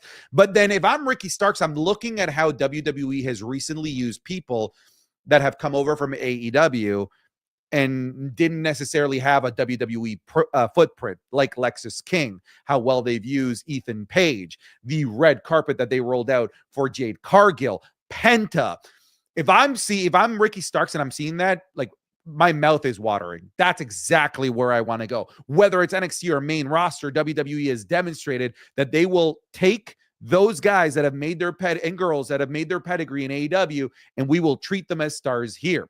Funny enough, we might be looking at a night 2 main event with 2 former AEW guys, and Cody and CM Punk. Miro, on the other hand, I'm less convinced in. What is changing in Miro's mind about how he would be treated in WWE? Is it really like because he had his run in WWE, the last like year and a half of it wasn't particularly great. Does he really believe that, just because Vince isn't here anymore, that it's Triple H, that now all of a sudden things will change for me? I don't know. I'm far less convinced of that if I'm Miro compared to if I'm a fresh slate candidate like a Ricky Starks. I'm more inclined to believe Ricky will make the jump to WWE over Miro. Yeah, the one thing that keeps me thinking that Miro would go to WWE is only because he looks way better now than he did when he was in WWE. Like, the physique that he has is insane. And of course, the other big thing is, well, Vince is not in charge anymore. It's Triple H. Maybe we can try to see what Triple H can do with Miro, right? But dude, that's one that who knows how that's going to play out. Then, of course, Malachi Black, he's been in the news cycle now for a bit about whether or not he's done with AEW. According to PW Insider, he is a free agent. He was removed from the AEW roster, and it looks like he's also done with AEW as well. He's someone that was also in WWE, left, and then you thought everything was going to be, roses and rainbows in AEW. It didn't really work out like that. We didn't even see as much as we thought from Malachi Black that we thought we would. Is he somebody that you're expecting to be appearing in WWE once again? I do, more than Miro, because unlike Miro, Malachi or Alistair, if he were to come back to WWE, he can point to his time in WWE when he was being booked under Triple H and say, look how great I was being booked in NXT Black and Gold. Miro doesn't have that. He doesn't really have the, look at this awesome resume that I had in NXT because of Triple H. So Alistair Black, I see that more as a possibility than Miro as well. And I would love to see Alistair Black back in WWE. Yeah, man. I think when he left WWE and went to AEW, I thought we were going to see the version of Aleister Black that I wanted to see in WWE. And then we didn't get that in AEW. So I was very disappointed by that. And of course, we don't know, what went down, what happens backstage. We don't know any of that. We're not privy to that. So it's just a matter of all right, if he does go back to WWE, what will that look like? Will it look like what we saw in Black and Gold? Would it look like his tail end of this time in the main roster? Or will it look like just what happened with him in AEW, right? Because same thing for Andrade. He was somebody that I thought that by the time he went back to WWE, I thought that based off some of the work that he did in AEW, that he might get a better push in WWE. And what's happened with Andrade since he got there? Nothing. I mean, nothing. Nothing. Literally, his best of 7 series that was ruined at the end is probably the most memorable thing. Yeah, and that's it. And so it does leave me going, well, the grass may feel like it's greener on the other side, but you just never know. So much comes to play into all of that creative, you name it, everything. But ladies and gents, that was our WWE Raw post show for February 10th. Santi, as always, such a pleasure to have you on here. Please tell the people where they can support you, check out your work, and all of that. You guys can find me at everything Santi Zap, except on Twitch. I got suspended for 48 hours. So you guys are, after 48 hours, you can come over to Twitch. I got hit with a copyright claim for the watch along, but it's crazy, Denise. Which watch along? This one for this episode. I got suspended 30 minutes in on Raw, and we think it's because in my background there was a tiny little screen that was showing Monday Night Raw, like my recording of my reactions. You could see it in the background, and we think that that's what dinged me, what got me suspended for 40. It's only 48 hours. Thank God it's only 48 hours though. Yeah. I know. It was a big rude awakening. Anyways, after 48 hours, you can find me on Santi Zap, even on Twitch, but Santi Zap everywhere as well. You can find me. Yeah, I always get scared too because on YouTube, whenever I like StreamYard, whenever I put the audio in for a split second, the video comes out, and I cannot not have that little split second happen no matter how fast I click on it. But I'm like, okay, well, thankfully nothing's happened. But yeah, that is very terrifying. So 48 hours, guys, go give some love to Santi. All of the links are in the description box below, as always. As for me, youtube.com/Denise Salcedo. I finally hit 200K today. It finally happened. I was slow walking the dog, but it finally happened. And now I can move on to the next goal, which is 300K, which we'll see when that happens. But thank you guys so much, as always, for the support. Don't forget to subscribe to both Santi and me, and we'll catch you guys on the next one. Bye, everyone. Goodbye, everybody.